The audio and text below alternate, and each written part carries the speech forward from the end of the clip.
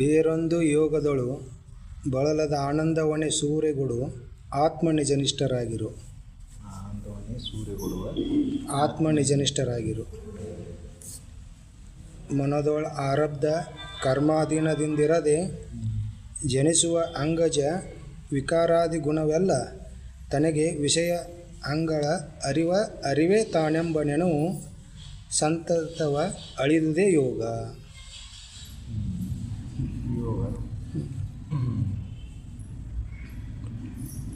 ಬೇರೊಂದು ಯೋಗದಳು ಬಳದ ಆನಂದವನೇ ಅಂದ್ರೆ ಯೋಗದ ಅರ್ಥಾನುಸಂಧಾನ, ಯೋಗ ಶಬ್ದದ ಅರ್ಥಾನುಸಂಧಾನ ಬೇರೆ ಬೇರೆ ಸಂದರ್ಭದಲ್ಲೂ ಬೇರೆ ಬೇರೆ ಅರ್ಥ ಕೊಡ್ತದೆ. ಆಧ್ಯಾತ್ಮಿಕವಾಗಿ ಬಂದಾಗ ಯೋಗ ಅಂದ್ರೆ ಸಾದಾ ಮನುಷ್ಯ ಅಂದ್ಕೊಳ್ಳಿ ಯೋಗಾಸನ, ಪ್ರಾಣಾಯಾಮ, ಪ್ರತ್ಯಾಹಾರ ಇವನ ಅಷ್ಟಾಂಗ ಯೋಗ ಒಂದು ಭಾಗ ಅಂತ ತಿಳ್ಕೊತಾನೆ. ಅದಕ್ಕೆ ಬಹಿರಂಗದ ಸಾಧನಕ್ಕಿಂತ ಅಂತರಂಗ ಸಾಧನೆ ಯೋಗ ನಿಜವಾಗಿ ಅಂದ್ರೆ ಎರಡು ಹೋಗಿ ಒಂದಾಗುವುದು. ಪರಮಾತ್ಮ ಜೀವಾತ್ಮರ ಐಕ್ಯಕ್ಕೆ ಯೋಗ ಅಂತ ಕರೆದರು, ಕಡೆದಿದ್ದು. ಪ್ರಾರಂಭಿಕ ಹಂತದೊಳಗೆ ನೀವು ಯೋಗ ಅನ್ನೋದು ಯೋಗಾಸನ ಮಾಡು, ಪ್ರಾಣಾಯಾಮ ಮಾಡು, ಚಂಚಲವಾದಂಥ ಮನಸ್ಸನ್ನು ನಿಶ್ಚಲ ಮಾಡು ಅಂತ ಅರ್ಥ ಆಗತ್ತೆ. ಆದರೆ ಇಲ್ಲಿ ಅವರು ಬೇರೆ ಬೇರೆ ಯೋಗ ಅನ್ನೋದಕ್ಕೆ ಬೇರೆ ಬೇರೆ ಭಾವಿಸಿ ಅರ್ಥಾನುಸಂಧಾನ ಇಲ್ಲದ ಮನುಷ್ಯ ಹೊರಗಿಂದ ಯೋಗಕ್ಕೆ ಬಳಕೋತ ಕುಂದ್ರದಾಗಬಾರ್ದಲ್ಲ. ಜಪ ತಪ ಯಜ್ಞ ಹವನ ಇವೆಲ್ಲ ಏನದವಲ್ಲ ಲಕ್ಷ್ಯಾರ್ಥ ಮತ್ತು ಗೂಢಾರ್ಥ ಅಂತ ಹೇಳಿರ್ತಾವೆ. ವಾಚಾರ್ಥ ಲಕ್ಷ್ಯಾರ್ಥ ಅಂತ ಮಾಡ್ತಾರೆ. ಸಾಮಾನ್ಯವಾಗಿ ವಾಚಾರ್ಥವನ್ನು ಎಲ್ಲ ಹೇಳ್ಕೊಂತಾರೆ, ಲಕ್ಷ್ಯಾರ್ಥವನ್ನು ಬಿಡ್ತಾರೆ. ಯೋಗ ಅಂದರೆ ಈಗ ವಾಚಾರ್ಥವಾಗಿ ನೋಡ್ಕೊತ ಹೋದರೆ ಯೋಗ ಅದಕ್ಕೆ ಯೋಗಾಸನ ಅಂತ ಅಂದ್ಕೊಂಡ್ಬಿಡ್ತಾರೆ ಎಲ್ಲರೂ. ಮನಸ್ಸಿನ ಚಂಚಲವೃತ್ತಿಯನ್ನು ಕಡಿಮೆ ಮಾಡೋದು, ಮನಸ್ಸನ್ನು ನಿಶ್ಚಲವಾಗಿ ಮಾಡೋದು. ಸಹಜವಾಗಿ ಮನಸ್ಸು ನಿಶ್ಚಲ ಆಗಬೇಕಾಯ್ತಾರೆ ಜ್ಞಾನ. ಯೋಗದೊಳಗೆ ಅನೇಕ ಪ್ರಕಾರ ಬರ್ತಾವೆ. ಹಠಯೋಗ ಅಂತ ಮತ್ತೊಂದು, ಹಠದಿಂದ ನಿಲ್ಲಿಸೋದು ಅಂದ್ರೆ ಈ ಚಂಚಲ ವೃತ್ತಿದ್ದಂಥ ಮನಸ್ಸನ್ನು ಏನು ಮಾಡಿದರೆ ಇದು ನಿಶ್ಚಲ ಆಗ್ತೈತಿ.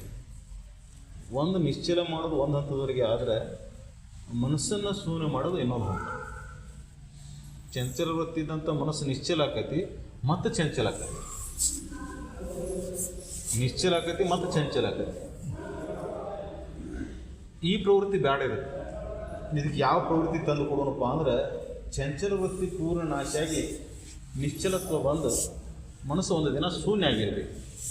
ಅದಕ್ಕೆ ಶೂನ್ಯ ಶಿವಾಸನ ದಿವಸ ಅದು ಇದು ಬರೆದಿರ್ತಾರೆ ನೋಡಿ. ಅರ್ಥಾತ್ ಏನಪ್ಪ ಅಂದ್ರೆ ಮನಸ್ಸಿಲ್ಲದವ, ಮನಸ್ಸು ಶೂನ್ಯ ಆದವ, ಮನಸ್ಸು ನಿಶ್ಚಲ ಆದವ. ಅಂಥ ಒಂದು ಪ್ರವೃತ್ತಿಯನ್ನು ನಾವು ಪಡ್ಕೋಬೇಕಾಗಿತ್ತಂದ್ರೆ ಅವ್ರು ಹೇಳೋಂಥ ಯೋಗ ಮಾಡು. ಏನು ಹೇಳ್ತಾರೆ ಅವರು, ಎದನ್ನು ಮಾಡಂತ ಹೇಳ್ತಾರೆ? ಮನದೊಳ ಆರಬ್ಧ ಕರ್ಮಾಧೀನ ಅದರಿಂದದೇ ಜನಿಸುವ ಅಂಗಜ ವಿಕಾರಾದಿ ಗುಣವೆಲ್ಲ ತನಗೆ ವಿಷಯ ಅಂಗವನ ಅರಿವೇ ತಾನೆಂಬ ನೆನವು ಸಂತತ ಅಳಿದುವುದೇ ಯೋಗ.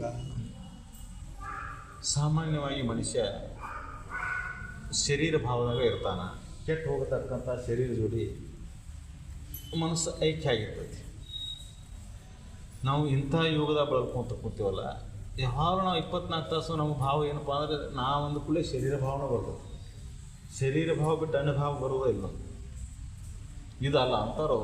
ಇದನ್ನು ಬಿಟ್ಟು ಈ ತೋರ್ತಕ್ಕಂಥ ಶರೀರ, ಇದು ಇಂದ್ರಿಯಗಳು, ಈ ಜಗತ್ತು ಇದು ಹೆಂಗೈತೆ ಅಂತ ವಿಚಾರ ಮಾಡಿ ಇವು ತನಗೆ ಅನ್ಯವದಾವು, ತನಗೆ ಇದಕ್ಕೆ ತಾನು ಹೊರತಾಗಿ ಅದಾನ, ಬೇರೆ ಅದಾನ, ಸಾಕ್ಷಿ ಸ್ವರೂಪನ ಅಂತ ಬರ್ತದೆ. ಪ್ರತ್ಯೇಗಾತ್ಮ ಅಂತ ಮತ್ತೊಂದು ಶಬ್ದ ಉಪಯೋಗ ಮಾಡ್ತಾರೆ. ಸಾಕ್ಷಿ ಸ್ವರೂಪ ಅಥವಾ ಪ್ರತ್ಯೇಗಾತ್ಮ. ಮನುಷ್ಯ ಈ ಸಾಕ್ಷಿ ಸ್ವರೂಪ ಭಾವದಲ್ಲಿ ನಿಂತು ನೋಡಲಾರ್ದನ ಶರೀರದಲ್ಲೇನೋ ಒಂದಾಗಿದೆ. ಎಲ್ಲಿವರೆಗೂ ನೀ ಶರೀರ ಭಾವದಾಗಿರ್ತಿ ದುಃಖ ಕೊಡ್ತದೆ. ಶರೀರ ಭಾವವನ್ನು ಕಳ್ಕೊಂಡು ಈ ಮನಸ್ಸನ್ನು ಆತ್ಮನಲ್ಲಿ ನಿಷ್ಠೆ ಮಾಡಿದ್ದಾದ್ರೆ ಅದು ನಿಜವಾದ ಯೋಗ ಅಂತ ಹೇಳ್ತಾರೆ. ಅವರು ಹೇಳೋದು ಅರ್ಥಾನುಸಂಧಾನ ಇಷ್ಟ. ಚಂಚಲ ವೃತ್ತಿದ್ದಂಥ ಈ ಮನಸ್ಸು ಏನೈತಲ್ಪ, ಈ ಸಂಸಾರದೊಳಗೆ, ಈ ಜಗತ್ತಿನೊಳಗೆ ವಿಷಯಾದಿಗಳಲ್ಲಿ ಮುಳುಗಿರ್ತೈತೆ ಯಾವಾಗಲೂ. ಕುಂತಾಗ ನಿಂತಾಗ ಏನು ವಿಚಾರ ಮಾಡ್ತೈತಿ ಇದು? ಈ ಶರೀರ ಬಗ್ಗೆ ವಿಚಾರ ಮಾಡ್ತೈತಿ, ಈ ಸಂಸಾರ ಬಗ್ಗೆ ವಿಚಾರ ಮಾಡ್ತೈತಿ, ಈ ಜಗತ್ತಿನ ಬಗ್ಗೆ ವಿಚಾರ ಮಾಡ್ತೈತಿ. ಅದಕ್ಕೆ ಇವೆಲ್ಲ ಏನು ವಿಚಾರ ಮಾಡ್ತೈತಲ್ಲ ಇವೆಲ್ಲ ಮಿಥ್ಯನ ಅದಾವ, ಅಥವಾ ಇವೆಲ್ಲ ವಿಕಾರಮಯ ಅದಾವ. ಮಿಥ್ಯ ಅಂತ ತಿಳಿಬೇಕಾದ್ರೆ ಸಮಯ ಹಿಡಿತೈತಿ. ಅದಕ್ಕೆ ಈಗ ವಿಕಾರಮಯ ಅಂತ ತಿಳ್ಕೊಂಡು, ವಿಕಾರಮಯ ಅಂದ್ರೆ ಪ್ರತಿ ಕ್ಷಣ ಬದಲಾವಣೆ ಆಗ್ತಾವ. ಮಿಥ್ಯ ಅಂದ್ರೆ ಈಗ ಸದ್ಯಕ್ಕೆ ಮಿಥ್ಯ ಅನ್ಸೋಲ್ಲ, ಯಾಕಂದ್ರೆ ಶರೀರ ಭಾವದಾಗಿದೆ ನಾವೆಲ್ಲ. ಶರೀರ ಭಾವನ ಕಳ್ಕೊಂಡು ನಮಗೆ ಇದು ಮಿಥ್ಯ ಅನಿಸ್ತತಿ. ಎಲ್ಲಿವರೆಗೆ ಶರೀರ ಭಾವ ಇರ್ತೈತಿ ಅಲ್ಲಿವರೆಗೆ ಇದು ಮಿಥ್ಯ ಅನಿಸೋದೇ ಇಲ್ಲ. ಸಂಸಾರ, ಈ ಜಗತ್ತು ಇದೇ ಕರೆ ಐತಲ್ರಿಪ್ಪ, ಇದ್ರಾಗಲ್ಲ ಜೀವನ, ಇದ್ರಾಗ ಪಡೆದಾಡೋದಲ್ಲ ಅಂತ ಅನಿಸ್ತದೆ. ಅದಕ್ಕೆ ಇದು ಶರೀರ ವಿಕಾರಮಯ, ಇದು ಶರೀರ ಅಂತ ತಿಳ್ಕೊಂಡು ವಿಚಾರ ಮಾಡಿದ್ದಾದ್ರೆ ಮನುಷ್ಯ 24 ತಾಸಿನೊಳಗೆ ಎಚ್ಚರ ಯಾವಾಗ ಜಾಗ್ರಾವಸ್ಥೆ ಬರ್ತೈತಿ, ಈ ಅವಸ್ಥೆ ಒಳಗೆ ಮನುಷ್ಯ 24 ತಾಸಿನೊಳಗೆ ಜಾಗ್ರಾವಸ್ಥೆ ಬಂದಾಗ ಜಾಗ್ರ ಶರೀರದೊಳಗೆ ಜಡ ಶರೀರ ಭಾವಕ್ಕೆ ಬಂದ ಮೇಲೆ ಈ ಜಡ ಶರೀರಕ್ಕೆ ನಾನು ಅನ್ಕೊಂಡು ಕುಂದಿರ್ತಾನೆ, ಇದು ವಿಷಯಾದಿಗಳಿಗೆಲ್ಲ ನಂದು ಅನ್ಕೊಂಡು ಕುಂದಿರ್ತಾನೆ. ಮನಸ್ಸು ಇದರಲ್ಲೇ ತಿರುಗಾಡ್ತೈತಿಲ್ಲ. ಮನಸ್ಸು ಎಲ್ಲಿ ಹೊಯ್ದಾಡಕತ್ತೈತಿ, ಎಲ್ಲಿ ನಡೆದೈತಿ? ಈಗ ಮನಸ್ಸಿನ ವೃತ್ತಿ ವಿಷಯಾದಿಗಳಲ್ಲಿ ಮೇಲೆ ನಡೆದೈತಿ. ಇದರಿಂದ ಹೊರಗೆ ಬಂದು ನೀನು ಸಾಕ್ಷಿ ಸ್ವರೂಪನ ನಾನಂತ ತಿಳ್ಕೊರಪ್ಪ ಅಂತ ಹೇಳ್ತಾರೆ. ಪ್ರತ್ಯೇಗಾತ್ಮನೇ ನೀನಂದು ತಿಳಿಯಂತ ಮತ್ತೊಂದು ಕಡೆ ಹೇಳ್ತಾರೆ. ಇದಕ್ಕೆಲ್ಲದಕ್ಕೂ ಇರತಕ್ಕಂಥ ಸಾಕ್ಷಿ ಸ್ವರೂಪ ನಾನು ಅಂಥೇಳಿ ಅಷ್ಟಾವಕ್ರ ಸೂತ್ರದಾಗ ಇದ್ರ ಬಗ್ಗೆ ಒಂದು ಭಾಳ ಚಂದ ಸೂತ್ರ ಬರ್ತದೆ. ಅವರು ನೀನು ಸುಖಿನ ಆಗಬೇಕಾಗಿತ್ತಂದ್ರೆ, ಶಾಂತನ ಆಗಬೇಕಾಗಿತ್ತಂದ್ರೆ ಒಂದು ಮಾತನ್ನು ನೀನು ತಿಳ್ಕೊ. ನೀನು ಮೊದಲಿನಂಥ ತದಾತ್ಮ ಬುದ್ಧಿ ಏನೈತಲ್ಲ, ಈ ಶರೀರ ನಾನು ಅಂತ ಭಾವ ಏನೈತಲ್ಲ, ಅಂದ್ರೆ ಆತ್ಮಭಾವದಲ್ಲಿ ಮನಸ್ಸು ಏಕಾಕಾರ ಆಗಲಾರ್ದ ಈ ಶರೀರ ಜೋಡಿ ಏಕಾಕಾರ ಆಗಿದೆ. ಇದ ನಾನಂತ ಭಾವ ಹುಟ್ಟೈತಿ, ಇದ ಆತ್ಮ ಅಂತ ಭಾವ ಹುಟ್ಟೈತಿ, ಇದ ನಾನಂತ ಹಿಡ್ಕೊಂಡ. ಇದರಿಂದ ಹೊರಗೆ ಬರಲಾರ್ದ ನಿನಗೆ ಶಾಂತಿ ಅನ್ನೋದೇ ಇಲ್ಲ ನೋಡಂತ ಹೇಳ್ತಾರೋ. ಜಗತ್ತಿನಾಗ ಶಾಂತಿ ಸಿಗಬೇಕಂತ ಆ ಹೋಮ ಮಾಡಿದ್ನಿ, ಆ ಯಜ್ಞ ಮಾಡಿದ್ನಿ, ಆ ಪೂಜೆ ಮಾಡಿದ್ನಿ ಅಂತ ಜಗತ್ತಿನಾಗ ಮಾಡ್ತಾರೆ. ಖರೆ ಅವು ಅಲ್ಪ ಪ್ರಮಾಣದ್ದು. ಆ ಕ್ಷಣದೊಳಗೆ ಆರಾಮ ಅನಿಸ್ತತಿ. ನೀನು ಭಾಳ ಕಷ್ಟದೊಳಗಿದ್ದಿ, ಭಾಳ ದುಃಖದೊಳಗಿದ್ದಿ, ಗುರು ನಾಮಸ್ಮರಣೆ ಮಾಡಿದರೆ ಆರಾಮ ಅನಿಸ್ತತಿ. ಆ ಕ್ಷಣದೊಳಗೆ ಅದನ್ನು ಮರಿತಿ, ಜಗದ ಭಾವ ಮರಿತಿ, ಶರೀರ ನಾನಂತ ಮರಿತಿ, ಎಲ್ಲ ಭಾರ ಇಳಿಸಿ ಅವನ ಮೇಲೆ ಹಾಕ್ತಿ, ಅವಾಗ ಆರಾಮ ಅನಿಸ್ತತಿ. ಮತ್ತು ಈ ಸಂಸಾರದ ಮಾಯ ಇಷ್ಟ ಇದೈತಲ್ಲ, ಆ ಗುರುವಿನ ಮನಸ್ತತಿ ನಿನಗೆ. ಅದ್ರದೊಳಗೆ ಸೇರ್ಕೊಳ್ಳಿ ನೀನು. ಶರೀರ ಬಾಧೆ ಆಗಲಿ, ಸಂಸಾರ ಬಾಧೆ ಆಗಲಿ, ಏನು ಮರೆಸ್ತಾವು? ಸಚ್ಚಿದಾನಂದ ಭಾವವನ್ನು ಮರೆಸ್ತಾವು, ಸದ್ಗುರುವಿನ ನೆನಪನ್ನು ಮರೆಸ್ತಾವು. ಮರೆಸಿ ಅದ್ರ ಕಡೆ ಅದರಂಗ ಮಾಡ್ಕೊಂಡ್ಕೊಳ್ಳೆ ಮತ್ತೆ ದುಃಖ ಶುರು ಆಗಿಬಿಡ್ತದೆ. ಅದಕ್ಕೆ ಇದರಿಂದ ಪಾರಾಗುವ ಉಪಾಯ ಮತ್ತೊಂದೇನಿಲ್ಲ ಇಲ್ಲ. ಮತ್ತೊಂದು ಏನು ಉಪಾಯ ಇಲ್ಲ. ಏನಪ್ಪ ಉಪಾಯ ಅಂದರೆ ಅನ್ಯಥಾ ಭಾವವನ್ನು ಕಳ್ಕೊಂಡು, ನಾನು ಶರೀರ, ನಾನು ಹುಟ್ಟೇನಿ, ನಾನು ಸಾಯ್ತೇನೆ ಎನ್ನುವಂಥ ಈ ಅಜ್ಞಾನ, ಇದನ್ನೇ ಕಳ್ಕೊಳೋದು. ಇದು ಅಜ್ಞಾನ ಅನ್ನೋದು ನಮಗೆ ತಿಳಿದಿಲ್ಲ. ಯಾಕೆ ತಿಳಿದಿಲ್ಲ ಅಂದರೆ ಇದ್ರ ಜೋಡಿ ಏಕಾಕಾರ ಆಗೈತೆ. ನೋಡಿರಿ, ನೀವು ನಾನಾದ ತಕ್ಷಣ ಭಾವ ಬರುವಂಥದ್ದು ಈ ಶರೀರದ ಬರ್ತತಿ. ಸಾಮಾನ್ಯ ಮನುಷ್ಯಗೆ ನಾನು ಅಂತ ತಕ್ಷಣ ಭಾವ ಬಂದ ಈ ಶರೀರ ನಾನು ಭಾವ ಬರ್ತದೆ. ಜ್ಞಾನಿಗೆ ಏನಾಗಿರ್ತೈತಿ, ಈ ಶರೀರ ಭಾವ ಬರೋದಿಲ್ಲ. ಅವನು ಆತ್ಮಭಾವದಲ್ಲಿ ಏನಕ್ಕಿರ್ತಾನ. ನೀವು ವಿಚಾರ ಮಾಡಿ ನೋಡು, ನಾನು ಸಾಕ್ಷಿ ಸ್ವರೂಪ ಅನ್ನೋ ಭಾವ ಯಾವಾಗಾರೆ ಸ್ವಲ್ಪ ಯಾರಿಗಾರು ನೆನಪಾಯ್ತಾನೆ ನೋಡ್ಕೊಡಿ. ಏನೋ ಒಂದು ಸ್ವಲ್ಪ ಸೂಕ್ಷ್ಮತಿ ಆಗ್ಯ ಅಂದರೆ ಸ್ವಲ್ಪ ನನ್ನ ಮನಸ್ಸು ಹಿಂಗಾಯತಿ, ನನ್ನ ಬುದ್ಧಿ ಹಿಂಗಾಯತಿ ಅಂತ ಹೇಳ್ತಾನೆ. ನನ್ನ ಮನಸ್ಸು ಹಿಂಗಾಯತಿ, ನನ್ನ ಬುದ್ಧಿ ಇದಂಗಾಯತಿ ಅಂತ ಹೇಳ್ತಾನೆ. ಒಂದು ಸ್ವಲ್ಪ ಸೂಕ್ಷ್ಮತಿ ಆದವಾಗ ಅದು ಮಂದಮತಿಗಿದ್ದಾಗ ಮನಸ್ಸು ಬುದ್ಧಿ ಏನು ಗೊತ್ತೇ ಇಲ್ಲ. ಜಗತ್ತಿನಾಗ ಎಲ್ಲ ಸಂಸಾರ ಐತಿ, ತಿನ್ನೋದೈತಿ, ಉಣ್ಣೋದೈತಿ, ಒಂದು 4 ಮಕ್ಕಳು ನಡೀತೈತಿ, ಇಷ್ಟದಾಗ ನಡೀತಿರ್ತದೆ ಜೀವನ. ಅತಿ ಸೂಕ್ಷ್ಮತಿ ಆದವ ಸ್ವಲ್ಪ ತಾಮಸ ಗುಣ ಅಳದು ರಾಜಸ ಗುಣ ಬಂದು ಸಾತ್ವಿಕ ಗುಣದ ಕಡೆ ಹೊಂಟಾವಾಗ ಅವನಿಗೆ ಸ್ವಲ್ಪ ಅನಿಸ್ತತಿ. ಏನು ಅನಿಸ್ತತಿ ಅವನಿಗೆ? ಸ್ವಲ್ಪ ಏನು ಅನಿಸ್ತತಿ? ನನ್ನ ಬುದ್ಧಿ ಹಿಂಗಾಯತಿ, ನನ್ನ ಮನಸ್ಸು ಹಿಂಗಾಯತಿ. ಶರೀರಕ್ಕಿಂತ ಸೂಕ್ಷ್ಮ ಇದು ಎರಡು. ಅಂತಃಕರಣ ಶರೀರ ಜಡ ಐತಿ, ಅಂತಃಕರಣ ಸೂಕ್ಷ್ಮ ಐತಿ. ಆತ್ಮನಿಗೆ ನೋಡಿದಾಗ ಅವು ಜಡನದಾವು. ಆತ್ಮನಿಗೆ ಹೋಲಿಗೆ ನೋಡಿದರೆ ಮನಸ್ಸು, ಬುದ್ಧಿ, ಗಾಳಿ, ಆಕಾಶ ಅವೆಲ್ಲ ಜಡನ. ಆದ್ರೆ ಶರೀರಕ್ಕೆ ನೋಡಿದಾಗ ಮನಸ್ಸು, ಬುದ್ಧಿ ಸೂಕ್ಷ್ಮದವು. ಯಾರು ಸೂಕ್ಷ್ಮಮತಿ ಅಂತ ಅದಕ್ಕೆ ಉಪಯೋಗ ಮಾಡ್ತಾರೆ. ಮಂದಮತಿ, ಜಡಮತಿ, ಸೂಕ್ಷ್ಮಮತಿ. ಜಡಮತಿ ಒಳಗಾದವಾಗ ಜಡ ಜಗತ್ತ ಕರೆ, ಶರೀರನ ಕರೆ, ಇದು ಸಂಸಾರನ ಕರೆ ಅಂತ ಅನಿಸ್ತದೆ. ಅತ್ಯಂತ ಸ್ವಲ್ಪ ಸೂಕ್ಷ್ಮಮತಿ ಆದವಾಗ ಜಡ ಜಗತ್ತು, ಜಡ ಶರೀರದಾಸಿಗೆ ನನ್ನ ಮನಸ್ಸಿಗೆ ಹಿಂಗಾಗೈತಿ, ನನ್ನ ಬುದ್ಧಿ ಸ್ಥಿರ ಇಲ್ಲ, ಈ ಸೂಕ್ಷ್ಮತೆ ಗೊತ್ತಾಗಕ್ಕೆ ಶುರು ಆಗತ್ತೆ. ಇದು ಯಾವಾಗ ಗೊತ್ತಾಗತಿ? ಜಡ ಜಗತ್ತಿನೊಳಗೆ ಈ ಶರೀರ ಭಾವದಾಗ, ಈ ಜಗತ್ತಿನ ಭಾವದಾಗ ಅಷ್ಟೇ ಉಳಿದಿದ್ದೆ ಅಂದ್ರೆ ಮನಸ್ಸು, ಬುದ್ಧಿದ ವಿಕಾರಗಳು ಗೊತ್ತಾಗೋಲ್ಲ. ಯಾರು ಮತಿ ಸೂಕ್ಷ್ಮ ಆಗಿರ್ತತಿ ಅವರಿಗೆ ಈ ವಿಚಾರ ತಿಳಿತಾವು. ನನ್ನ ಮನಸ್ಸಿನಲ್ಲಿ ವಿಕಾರಗಳದಾವು, ನನ್ನ ಮನಸ್ಸಿನಲ್ಲಿ ಕೆಟ್ಟ ಆಲೋಚನೆ ಬಂತು, ಕೆಟ್ಟ ವಿಚಾರಗಳು ಬಂತು, ಬುದ್ಧಿ ಕೆಟ್ಟ ವಿಚಾರ ಮಾಡಾಕತ್ತೈತಿ, ಇದು ಮನಸ್ಸು ಚಿಂತೆಯೊಳಗೆ ಮುಗಿಯೈತಿ, ಇವೆಲ್ಲ ತಿಳಿಯಾಕೆ ಶುರುವಾಗ್ತಾವೆ. ಆದ್ರೆ ಮನುಷ್ಯ ಏನು ಮಾಡ್ಯಾನ, ಯಾವಾಗಲೂ ಜಡ ಭಾವಕ್ಕೆ ಒಳಗಾಕೊಂಡು ಈ ಶರೀರಕ್ಕೆ ಅಂಟ್ಕೊಂಡು ಕುಂತಾನ. ಏನಾರ ಆದರೂ ಈ ಶರೀರಕ್ಕಾಗಿದೆ ತನಗ ಅಂತ ಭಾಸಕತಿ. ಈ ಜಗತ್ತಿನ ಆಗಿದ್ದ ಏನು ಏರುಪೇರುಗಳದಾವಲ್ಲ ಅವು ಅಂತಃಕರಣದಲ್ಲಿ ಪರಿಣಾಮ ಬೀರ್ತವೆ. ನಿಜವಾಗಿ ನೋಡಿದ್ರೆ ಅವು ಪರಿಣಾಮ ಅಂತಃಕರಣದೊಳಗೆ ಬರಬಾರ್ದಾಗಿತ್ತವು. ತಾಮಸಮತಿ ಒಳಗಾದ ಮೇಲೆ ಕೆಟ್ಟು ಹೋಗುವಂಥ ಸಂಸಾರದೊಳಗೆ ಕೆಡ್ತಿರ್ತಾವೆ. ಒಂದಿಷ್ಟು ಕೆಲವೊಂದು ನಾಶ ಆಗ್ತಾವೆ, ಕೆಲವೊಂದು ನಡೀತಾವೆ, ಕೆಲವೊಂದು ಮತ್ತೊಂದು ಬರ್ತೈತಿ, ಮತ್ತೆ ಅಳಿತೈತಿ. ಸ್ವಾಭಾವಿಕ ಸಹಜ ಕ್ರಿಯೆ, ಪ್ರಕೃತಿಯ ಸಹಜ ಧರ್ಮ ಇದು. ಮಳೆ ಆಕತಿ, ಒಂದು ಚಳಿ ಬಿಡ್ತೈತಿ, ಒಂದು ಬಿಸಿಲು ಬರ್ತೈತಿ. ಇದು ಸ್ವಾಭಾವಿಕ, ಇದು ಪ್ರಕೃತಿ ಧರ್ಮ ಅಂತ ತಿಳಿದವ ಇದ್ರಾಗ ವಶ ಕೊಡುವಂಥ ಅವಶ್ಯಕತೆ ಇಲ್ಲ. ಇದು ಪ್ರಕೃತಿ ಧರ್ಮ. ಏನು ಬೇಕಾದರೂ ಆಗ್ಬೋದು. ಇದರ ಪ್ರಳಯ ಆಗ್ಬೋದು, ಭೂಕಂಪ ಆಗ್ಬೋದು, ಮಳೆ ಹೆಚ್ಚಿಗೆ ಆಗ್ಬೋದು, ಮಳೆ ಕಡಿಮೆ ಆಗ್ಬೋದು. ಪ್ರಕೃತಿ ಧರ್ಮ. ಅದನ್ನು ಸಹಜವಾಗಿ ಸ್ವೀಕರಿಸುವಂಥ ಸಾಮರ್ಥ್ಯ ನಿನಗಿಲ್ಲಲ್ಲ. ನೀನು ತಾಮಸಮತಿ ಒಳಗಾಗಿ ಇದು ನನಗೆ ಅನುಕೂಲಕ್ಕೆ ಆಗ್ಬೇಕಂತ ನೀ ಆಸೆ ಇಟ್ಕೊಂತಿ. ಮಳೆ ಇಷ್ಟ ಆಗಬೇಕು, ಹಿಂಗೆ ಆಗಬೇಕು, ಈಗ ಟೈಮ್ಗೆ ಬಿಸಿಲು ಬೀಳಬೇಕು, ಹಿಂಗೆ ಗಾಳಿ ಬೀಳಬೇಕು, ಇದು ನಿನ್ನ ಇಚ್ಛಾ ಇದೆ. ನಿನ್ನ ಇಚ್ಛಾ ಹಂಗೆ ನಡೆಯೋದಿಲ್ಲ. ಇದು ಪ್ರಕೃತಿ ಧರ್ಮ ಹೆಂಗೈತೆ ಅಂದರೆ ಇದು ಒಂದು ಇದ್ದಂಗೆ ಮತ್ತೊಮ್ಮೆ ಇರೋದಿಲ್ಲ. ಪ್ರತಿ ಕ್ಷಣ ಬದಲಾವಣೆ ಆಗ್ತದೆ. ಆದರೆ ನಿನ್ನ ಇಚ್ಛಾ ಹೆಂಗೈತಿ, ನಿನಗೆ ಹೆಂಗೆ ಬೇಕು ಹಂಗೆ ಇರ್ಬೇಕಂತ. ಹೆಂಗೆ ಬೇಕು ಹಂಗೆ ಇದ್ರೂ ಮತ್ತೆ ಸಮಾಧಾನ ಅನ್ನೋದು ಇರೋದಿಲ್ಲ. ಇನ್ನೊಂದು ಸ್ವಲ್ಪ ಹೆಚ್ಚಿಗೆ ಆಗಿದ್ರೆ ಚಲೋ ಆಗ್ತಿರ್ತಾನೆ, ಇನ್ನೊಂದು ಸ್ವಲ್ಪ ಕಡಿಮೆ ಆಗಿದ್ರೆ ಚಲೋ ಆಗ್ತಿರ್ತಾನೆ. ಅಂದ್ರೆ ವಿಷಯಾದಿಗಳ ಮೇಲಿನ ಮೋಹ, ಈ ಜಡ ಶರೀರ ಮೇಲಿನ ಮೋಹ ದೃಷ್ಟಿಯಿಂದ ಏನಾಗ್ತೈತಿ, ಆ ಅಂತಃಕರಣದಲ್ಲಿ ಪರಿಣಾಮಗಳು ತೋರಕ್ಕೆ ಶುರು ಆಗ್ತವೆ. ಅಲ್ಲೇ ಒಮ್ಮೆ ಹಿತ ಅನಿಸ್ತತಿ, ಒಮ್ಮೆ ಅಹತ ಅನಿಸ್ತತಿ, ಒಮ್ಮೆ ಸುಖ ಅನಿಸ್ತತಿ, ಒಮ್ಮೆ ದುಃಖ ಅನಿಸ್ತತಿ, ಒಮ್ಮೆ ಸಾಕು ಅನಿಸ್ತತಿ, ಒಮ್ಮೆ ಬೇಕು ಅನಿಸ್ತತಿ, ಒಮ್ಮೆ ಹೌದು ಸಂಸಾರ ಇದ ಸುಖ ಐತೆ ಅಂತ ಹಿರಿಕತಾನೆ, ಮತ್ತು ಇದ ಸಂಸಾರ ಅನ್ನೋದು ಕೂಗುತ್ತಾನೆ. ಏನಪ್ಪ ಸಂಸಾರ ಹಿಂಗಾಯ್ತಲ್ಲ. ಇದೇ ಶರೀರನ ಯೌವನದಾಗ ಇದು ನೋಡಿ ಹಿಗ್ತಾನೆ, ಮುಪ್ಪಾವಸ್ಥೆಯಾಗ ನೋಡಿ ಇದು ಹೋಗಲ್ಲ ಅಂತ. ಹೌದಲ್ಲ? ಅಂದ್ರೆ ಶರೀರ ಮೇಲೆ ನೀ ಅವಲಂಬನೆ ಆಗಬೇಡ. ಈ ಶರೀರ ಮೇಲೆ ಅವಲಂಬನೆ ಆಗಬೇಡ. ಈ ಶರೀರ ಹುಟ್ಟೈತಿ, ಹೊಕ್ಕೈತಿ. ಅದಕ್ಕೆ ನೀನು ಅವಲಂಬನೆ ಆಗ್ಬೇಕಂತ ಸದ್ವಸ್ತು ಐತಿ. ಅದಕ್ಕೆ ಆ ಅರಿವನ್ನ ನೀ ತಿಳ್ಕೊ ಅಂತ ಹೇಳ್ತಾರೆ. ಸಾಕ್ಷಿ ಸ್ವರೂಪನ ನಾನು ಸಾಕ್ಷಿ ಸ್ವರೂಪನ ನಾನು ತಿಳ್ಕೊಂಬಿಡು.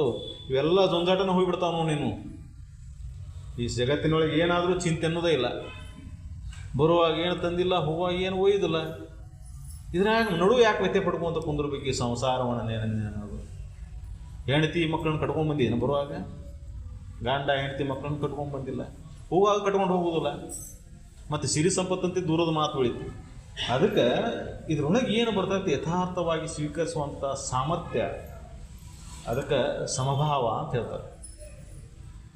ಸಮಭಾವ ಅಂದ್ರೆ ಯಾವಾಗಲೂ ಒಂದೇ ಥರ, ಏನು ಬಂದರೂ ಅಷ್ಟೇ, ಏನು ಹೋದರೂ ಅಷ್ಟೇ.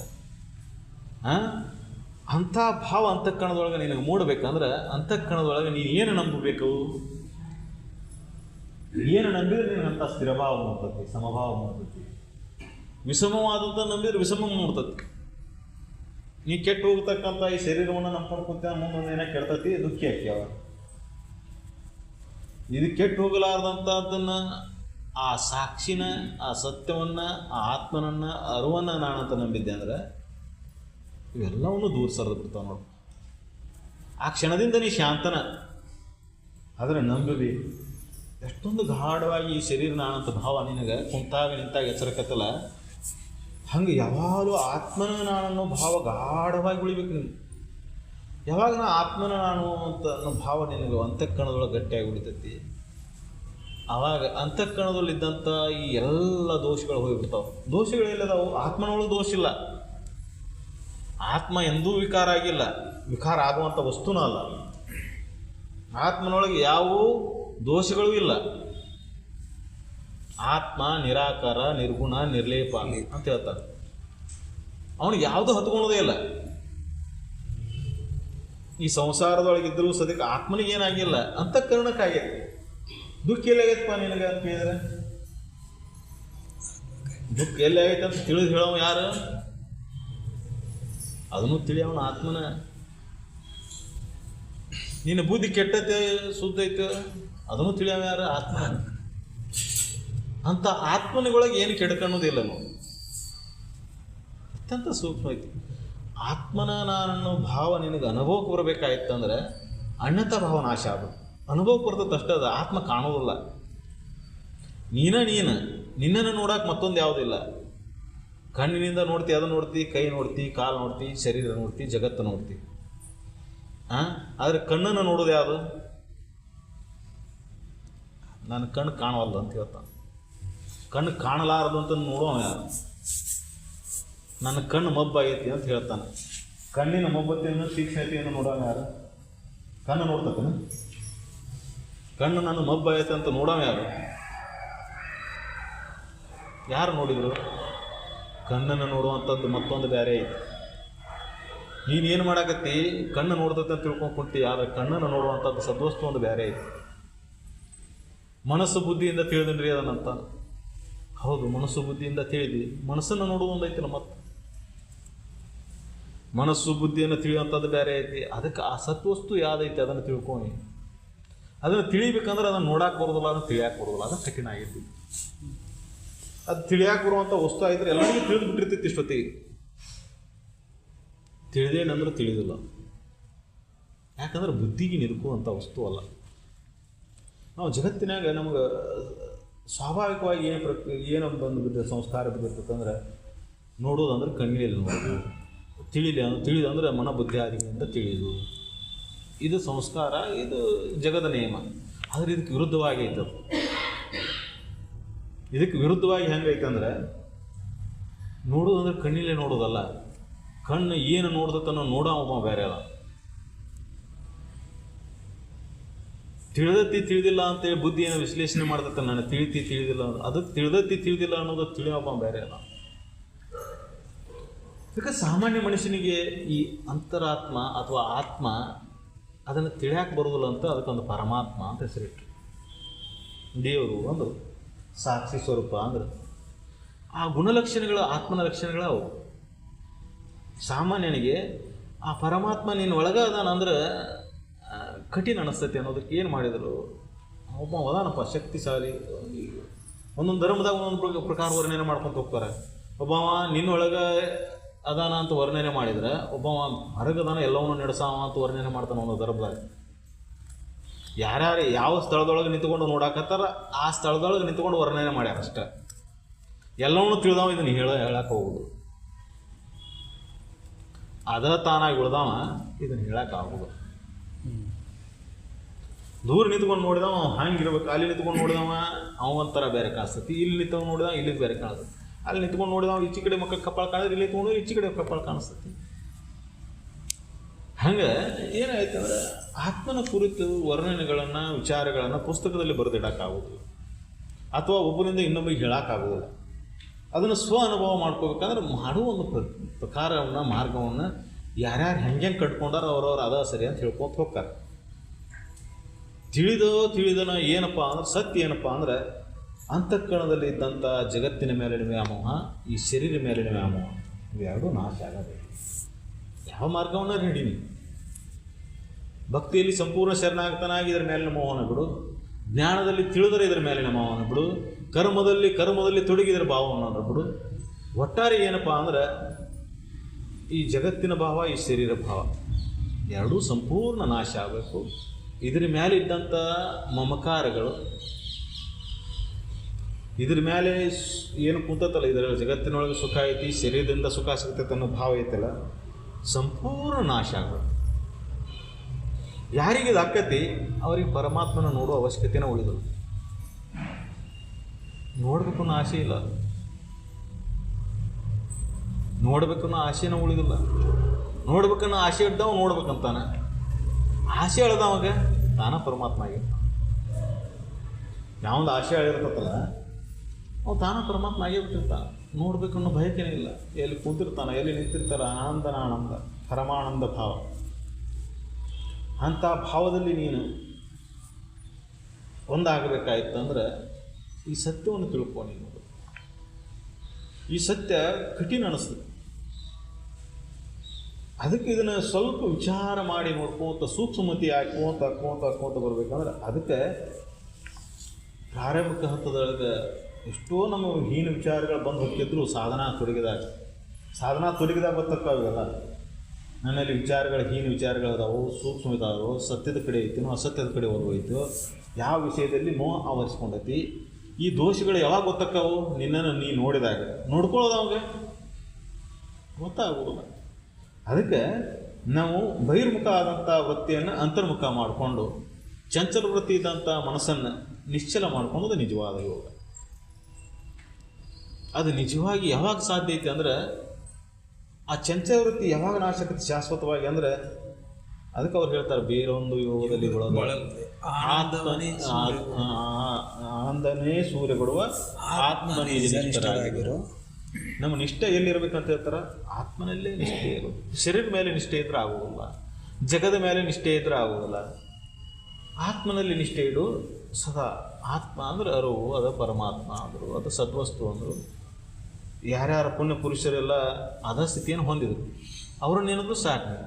ಆತ್ಮನನ್ನೇನಂದಾಗ ಶಿವಾನಂದ ಅದರ ಅರ್ಥ ಏನಪ್ಪ? ಶಿವಾನಂದರ ಆಕಾರ ರೂಪಗಳನ್ನೇ ನೀಡಿದಲ್ಲ, ಅವರು ಮುಟ್ಟಿದಂಥ ಆ ಸದ್ವಸ್ತುವನ್ನು ಆ ಅರುವ ಸಾಕ್ಷಿನ ಸ್ವರೂಪದಲ್ಲಿ ನಿಂತು ದಿವ್ಯ ಸಮಾಧಿ ಸ್ಥಿತಿಯಲ್ಲಿ ಉಳಿದ್ರಲ್ಲ, ಆ ಸಮಸ್ಥಿತಿ ಅದು ಪರಮಾತ್ಮ. ಅದನ್ನು ನೆನೆಯಬೋ ಅಂತ ನೀವು ಹೋಗಿ ಅದರಲ್ಲಿ ನಿಷ್ಠೆ ಇಡೋದು. ಬೇರೆಂದು ಯೋಗದಲ್ಲಿ ಬೆಳ್ಕೊಂತ ಕುಂದ್ರಬೇಡ. ಜಗತ್ತಿನಾಗ ಭಾಳ ಯೋಗದ ಈ ಸಂಸಾರ ಇದ್ರ ಚಕ್ರದೊಳಗೆ ಇದು ಒಂದು ಯೋಗನ. ಮನಸ್ಸು ಎಲ್ಲಿ ಏಕಾಗ್ರತೆ ಅದಕ್ಕೆ ಯೋಗ ಅಂತ ನಾವು ಸಾಮಾನ್ಯ ಯೋಗದ ಪದಾರ್ಥ ಏನಪ್ಪ? ಮನಸ್ಸನ್ನು ಚಂಚಲ ವೃತ್ತಿಯಿಂದ ನಿಶ್ಚಲ ಮಾಡ್ಕೊಳ್ಳೋದು. ಭೋಗದೊಳಗಿದ್ದಾಗ ಮನಸ್ಸು ನಿಶ್ಚಲ ಆದಂಗೆ ಅನಿಸ್ತದೆ. ಭೋಗದೊಳಗೆ ಹೋದಾಗ ಸಂಸಾರದಾಗ ಬಿದ್ದಿರ್ತಾನೆ, ಏನೋ ಒಂದು ಯಾವುದೋ ಕರ್ಮಗಳನ್ನು ಯಾವುದೋ ಕೆಲಸ ಮಾಡ್ತಿರ್ತಾನೆ. ಏನೋ ಮರ ಎಷ್ಟು ಹೋದ್ರಿದ್ದು ನೀನು ಕೇಳಿಸ್ಲೇ ಇಲ್ಲಲ್ಲ, ಬಾಜುಕ್ ನಿಂತು ಚೀರು ಮಟನೂ ನಿನಗೆ ಲಕ್ಷಣ ಇಲ್ಲಪ್ಪ ನನ್ನ ಕಡೆ ಅಂದರೆ ನಿನ್ನ ಮನಸ್ಸು ಎಲ್ಲಿ ಏಕಾಕಾರ ಆಯ್ತಪ್ಪ? ಕರ್ಮದಲ್ಲಿ ಏಕಾಕಾರ ಆಯ್ತು.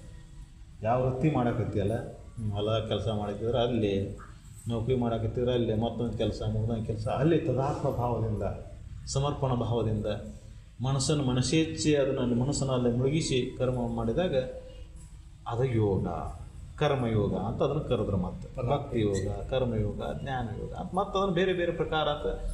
ಅಂದರೆ ಒಂದು ಅಣುವಿನಿಂದ ಹೆಂಗಾರ ತಿಳ್ಕೊಳ್ಳಿ ಅನ್ನೋದಕ್ಕೆ ಮಾಡ್ಯಾರ ಅಷ್ಟೇ. ಯಾರ್ಯಾರಿಗೆ ಅದರಲ್ಲಿ ಒಲವು ಇರ್ತೈತಿ ಒಬ್ಬ ಕರ್ಮವನ್ನು ಮಾಡ್ಕೊಂತಾನ. ನನಗೆ ಕಾಯಕವೇ ಕೈಲಾಸ ಅಂತ ಹೇಳ್ತಾರೆ. ಯಾವ ಕಾಯಕ? ಈ ಕಾಯಕದೊಳಗೆ ಮುಗಿದೆ ಅಂದರೆ ಜಗತ್ತಿನ ಕಾಯಕಗಳದಾವು ಸಾಕಷ್ಟು. ಇದಕ್ಕೆ ಕೈಲಾಸ ಅಂದಿಲ್ಲ ಅವರು. ಮನಸ್ಸು ಎಲ್ಲಿ ಏಕಾಕಾರ ಆಕತಿ ಅದು ಕಾಯಕ. ನಿನ್ನ ಮನಸ್ಸು ಏಕಾಕಾರ ಆಗಲ್ಲ ಕಾಯಕ ಮಾಡಿದರೆ ಅದು ಕಾಯಕ ಅಲ್ಲ. ಇಲ್ಲಿ ಸೇವಾ ಸತ್ಕರ್ಮಗಳನ್ನು ಮಾಡು, ಇನ್ನೊಬ್ಬರಿಗೆ ಉಪಕಾರ ಮಾಡು, ಇನ್ನೊಬ್ಬರಿಗೆ ಇದು ಮಾಡು. ತದಾತ್ಮ ಭಾವದಿಂದ ಸಮರ್ಪಣ ಭಾವದಿಂದ ಅಲ್ಲಿ ಏಕಾಕಾರ ಆಗಿ ಮಾಡಿದ್ದಾದ್ರೆ ಮನಸ್ಸಿನಲ್ಲಿ ಮತ್ತೊಂದು ಆಸೆ ಬೇಕೆಗಳಿಲ್ಲದಂಗೆ ಮಾಡೋದು. ಮತ್ತೊಂದು ಆಸೆ ಬೇಕೆಗಳು ಇಟ್ಕೊಂಡು ಮಾಡಿದೆ ಅಂದರೆ ಮತ್ತದು ಹೋಗಿಬಿಡ್ತದೆ. ಅದಕ್ಕೆ ಅಂಥ ಕರ್ಮದಲ್ಲಿ ನೀನು ತೊಡಗಿದ್ದಾದ್ರೆ ಅದು ಕರ್ಮಯೋಗ ಅಂತ ಹೇಳ್ತಾರೆ. ಅದನ್ನು ನೀನು ಅನನ್ಯವಾದ ಭಕ್ತಿ ಭಾವದಿಂದ ಶ್ರದ್ಧಾದಿಂದ ಮಾಡ್ಬೇಕು ಅದರೊಳಗೆ. ಅದಕ್ಕೆ ಅಂಥ ಕರ್ಮದಲ್ಲಿ ಮಾಡಿದಾಗ ಅಲ್ಲಿ ಮನಸ್ಸು ಏನಾಯಿತು? ಕರ್ಮದಲ್ಲಿ ಏಕಾಕಾರ ಆಯಿತು. ಅವಾಗ ಆನಂದದ ಅನುಭವ ಆಕತಿ. ನೀವು ನೋಡಿರಿ, ನೀವು ಯಾವ್ದಾರ ಕೆಲಸದೊಳಗೆ ಮಗ್ನಾಗಿ ತದಾತ್ಮ ಭಾವದಿಂದ ಅದರಲ್ಲಿ ಏಕಾಕಾರ ಆಗಿ ಜಗತ್ತನ್ನು ಮರೀರಿ, ಶರೀರ ಮರೀರಿ, ನಾ ಮಾಡಾಕತ್ತೀನಿ ಅನ್ನೋ ಭಾವನೆ ಮರೆತು ಅದರೊಳಗೆ ಏಕಾಕಾರ ಆದ್ರೆ ನಾ ಹಂಗೆ ಸುಮ್ಮನೆ ಅಪ್ಪಾರು ನೋಡ್ತಿದ್ದೀನಿ. ಎಲ್ಲಿ ಹೋಗೋದಿರಬಾರ್ದು, ಅವಾಗ ಮಳೆಗೆ ಹತ್ತಿರ್ಬೇಕು, ಕೆಲಸ ಎಲ್ಲಿ ಹೋಗೋದಿರಬಾರ್ದು. ಒಂದು ಅರ್ಧ ಎಕರೆ 1 ಎಕರೆದಾಗ ಅವ್ರದ್ದು ತೋಟ ಇತ್ತು. ಅಲ್ಲಿ ಇಂಥ ಗಿಡ ಹಚ್ಚಬೇಕು ಇಂಥ ಗಿಡ ಹಚ್ಚಬಾರ್ದು ಅನ್ನೋಂಗೆ ಇರೋಂಗಿಲ್ಲ. ಎಲ್ಲ ಹಣ್ಣಿನ ಗಿಡ, ಅದು ಹೂವಿನ ಗಿಡ, ಯಾವ ಸಿಗ್ತಾವೆ ವನಸ್ಪತಿ ಗಿಡಗಳು ಎಲ್ಲವನ್ನು ತಂದು ಅದ್ರಾಗ ಹಚ್ತೀವಿ. ಈ ಉಳ್ಕಿದ ಬಾಳೆ ಗದ್ದಲ್ದಾಗ ಅದು ಸ್ವಚ್ಛ ಆಗಿರ್ಲಿಕ್ಕಂದ್ರೆ ನೋಡಿ ನೋಡಿ ತಾವು ಸ್ವಚ್ಛ ಮಾಡಕ್ಕೆ ನಿಂತು ಬಿಡೋರು. ಆ ಕರ್ಮದಲ್ಲಿ ತೊಡಗಿದಾಗ ಅವರ ಭಾವ ಹೆಂಗೆ ಏಕಾಕಾರ ಆಗಿರ್ತಿತ್ತು ಅಂದ್ರೆ ಹಸುವಿನ ಪರಿಜ್ಞಾನ ಇರ್ತಿರ್ಲಿಲ್ಲ, ಶರೀರ ಮೇಲಿನ ಬಟ್ಟೆಗಳಿಗೆ ಏನಾಗಿ ಅವನ ಪರಿಜ್ಞಾನ ಇರ್ತಿರ್ಲಿಲ್ಲ. ಅವೆಲ್ಲ ಕೆಲಸ ಮಾಡಕತ್ರ ಅರಿವಿ ಗಟ್ಟು ಹೊಲಸತ್ತತೆ ಅಂತ ಅರಿವಿ ಕಳೆದಿರ್ತಾರೆ, ಮತ್ತೇನೇನೋ ಮಾಡ್ತಾರೆ. ಅವ್ರದ್ದು ಹಂಗೆಲ್ಲ, ಅದು ಯೋಗನ ಒಂದು ಕರ್ಮಯೋಗವನ್ನು ನೋಡ್ಬೇಕಂದ್ರೆ ಅಪ್ಪ ನೋಡ್ಬೇಕಾಯ್ತು. ಅದರೊಳಗೆ ಮುಳುಗಿದಾಗ ಯಾರು ಬಂದು ಹಿಂದೆ ನಿಂತಾರ, ಶ್ರೀಮಂತ ಅದಾನ, ಆಫೀಸರ್ ಅದಾನ, ನಾ ಇದನ್ನು ಬಿಟ್ಟು ಎದ್ದು ಹೋಗ, ನನಗೇನು ಹರ್ಕತ್ತೈತಪ್ಪ ಅಂತ ಬೇಕಾರಲ್ಲ ಅಂದ್ರೆ ಅದರೊಳಗೆ ಮುಳುಗಿದಾಗ ಅದರೊಳಗೆ ಏಕಾಕಾರ ಆನಂದ ಭಾವ ತಿರುಗಾಡ್ಕೊಂತ ಇರ್ತದೆ. ಏನು ಮಾಡಕತ್ತೇನೆ ಅನ್ನೋ ಪರಿಜ್ಞಾನೂ ಇರೋಂಗಿಲ್ಲ. ಕಡಿಕೆ ಎಷ್ಟೊಂದು ಏಕಾಕಾರ ಅಂದ್ರೆ ಏನು ಮಾಡಕತ್ತೇನೆ ಅನ್ನೋ ಪರಿಜ್ಞಾನವೂ ಇಲ್ಲ. ಎಲ್ಲಿ ಕುಂತೇನೋ ಇರಿಬಿ ಗುತ್ತ ಮೇಲೆ ಕುಂತರು ಅಲ್ಲೇ ಕುಂತು ಬಿಡೋರು. ಹಂಗೆ ಇರಿಬಿ ಕಡ್ದಿದ್ದು ಪರಿಜ್ಞಾನ ಇಲ್ಲ. ಪೂರ್ಣ ದೋತ್ರೆಲ್ಲ ರಾಡಿ ಮುಳುಗಿರ್ಬೇಕು, ಅಂಗಿ ರಾಡಿ ಮುಳುಗಿರ್ಬೇಕು, ಮ್ಯಾಗ ಮಳಿ ಸುರಿತಿರ್ಬೇಕು, ಯಾವುದೂ ಪರಿಜ್ಞಾನನೇ ಇಲ್ಲ. ಊಟಕ್ಕೆ ಬರಲಿಲ್ಲಲ್ಲ ಅಂತ ಹುಡ್ಕೊಂತ ಹೋದಾಗ ಅಲ್ಲೇ ಪಾಠದಾಗ ಅಂದ್ರೆ ಯೋಗ ಈ ನಿಜವಾದ ಯೋಗಿ ಎಲ್ಲಿದ್ದರೂ ಅದರ ಯೋಗದಾಗ ಲೀನ ಆಗಿಬಿಟ್ಟಿರ್ತಾನೆ, ಆತ್ಮನಲ್ಲೇ ಲೀನ ಆಗಿಬಿಟ್ಟಿರ್ತಾನೆ. ಈ ಶರೀರ ಭಾವ ಇರೋದಿಲ್ಲ, ಜಗತ್ತಿನ ಭಾವ ಇರೋದಿಲ್ಲ. ಅದಕ್ಕೆ ಬೇರೆಯವರಿಗೆ ನೋಡೋ ದೃಷ್ಟಿಯಿಂದ ಬೇರೆ ಬೇರೆ ಬೇರೆ ಅನಿಸಿದ್ರು ಸುದಕ್ಕೆ, ಕರ್ಮ ಭಕ್ತಿ ಜ್ಞಾನಗಳು ಬೇರೆ ಬೇರೆ ಅನಿಸಿದ್ರು ಸುದಕ್ಕೆ ಯೋಗ ಮಾತ್ರ ಒಂದೇ. ಯೋಗ ಏನಪ್ಪ ಅಂದ್ರೆ ಈ ಶರೀರ ಭಾವವನ್ನು ಬಿಡು, ಜಗದ ಭಾವವನ್ನು ಬಿಡು, ನಿನ್ನಲ್ಲಿ ಏಕಾಕಾರ ಆಗಿ, ಅದೇ ನಿಜವಾದ ಯೋಗ. ಯಾರಂತ ನಿಜವಾದ ಯೋಗದಲ್ಲಿ ಮುಳುಗಿರ್ತಾರೆ ಅವರು ಆನಂದಮಯವಾಗೇ ಇರ್ತಾರೆ. ಯಾಕಂದರೆ ಶರೀರ ಭಾವ ಇಲ್ಲ, ಜಗದ ಭಾವ ಇಲ್ಲ, ಮತ್ತು ದುಃಖ ಎದರಿಂದ ದುಃಖ ಆಗೋದು ಇವು ಎರಡರಿಂದನಲ್ಲ. ಅದು ಇದು ತಿಳಿವಲ್ಲ ಐತಿ ಮನುಷ್ಯನಿಗೆ, ಇದು ತಿಳಿವಲ್ಲ ಐತಿ. ಈ ಸಂಸಾರ ವಿಷಮ ಇದು ಅಂತ ತಿಳಿವಲ್ಲ ಆಗೈತಿ. ಈ ಸಂಸಾರ ಸಮನ ಐತಿ, ಇದು ಸುಖಾನ ಕೊಡ್ತಕ್ಕಂತ ತಿಳ್ಕೊಂಡು ಹೊಡೆದಾಡ್ತಾನೆ ಮನುಷ್ಯ. ಯಾವಾಗ ಈ ಸತ್ಯವನ್ನು ತಿಳಿತಾನೆ ಆವಾಗ ಮತ್ತೊಂದು ಏನು ಮಾಡೋ ಪ್ರಶ್ನೆ ಉಳಿದಿಲ್ಲ.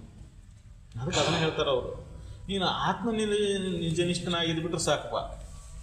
ಆತ್ಮನ ನಾನಂತ ನಿಜನಿಷ್ಠನಾಗಿ ದೇಹ ಭಾವನ ಕಳ್ಕೊಂಡು ಆ ಭಾವದಲ್ಲಿ ಉಳಿದು ಬಿಟ್ರೆ ಸಾಕು ನಾವು. ಆದರೆ ಇದು ಮನಸ್ಸು, ಹುಚ್ಚ ಮನಸ್ಸು, ಸಂಸ್ಕಾರ ಬಲದಿಂದ ಮತ್ತೆ ವಿಷಯಾದಿಗಳಲ್ಲಿ ಹೋಗ್ತೈತಿ. ಅದಕ್ಕೆ ಈ ಸಂಸ್ಕಾರವನ್ನು ಬದಲಾವಣೆ ಮಾಡೋದು ಹೇಗೆ? ಈ ಮನುಷ್ಯನ ಸಂಸ್ಕಾರ ಜನ್ಮ ಜನ್ಮಾಂತರ ಬಂದಂಥ ಸಂಸ್ಕಾರ ಇದು. ನಿನ್ನೆ ಇವತ್ತಿಂದ ಅಲ್ಲಿದು ವಿಷಯಗಳನ್ನು ಕಂಡುಕೊಳ್ಳಿ ಹೇಳೋದು ಹೋಗ್ತೈತಿ. ಶಬ್ದ, ಸ್ಪರ್ಶ, ರೂಪ, ರಸ, ಗಂಧ ವಿಷಯಾದಿಗಳಲ್ಲಿ ಮನಸ್ಸರದು ಹೋಗ್ತೈತಿ. ಸಂಸಾರದ ಎಲ್ಲ ಮೆಲುಕುಗಳ ಪುನಃ ನೆನಪಕ್ಕಾವು. ಯಾಕಂದ್ರೆ ಅದರಲ್ಲಿ ಸುಖ ಆಯ್ತಂದು ಭಾವ ಇಟ್ಕೊಂಡು ಕೂತಲ್ಲ. ಜಗದ ವಿಷಯಾದಿಗಳ ಮೇಲೆ ಸುಖದ ಭಾವ ಇಟ್ಕೊಂಡು ಕೂತೈತಿ. ಅದಕ್ಕೆ ಪುನಃ ಅವು ನೆನಪಕ್ಕಾವು.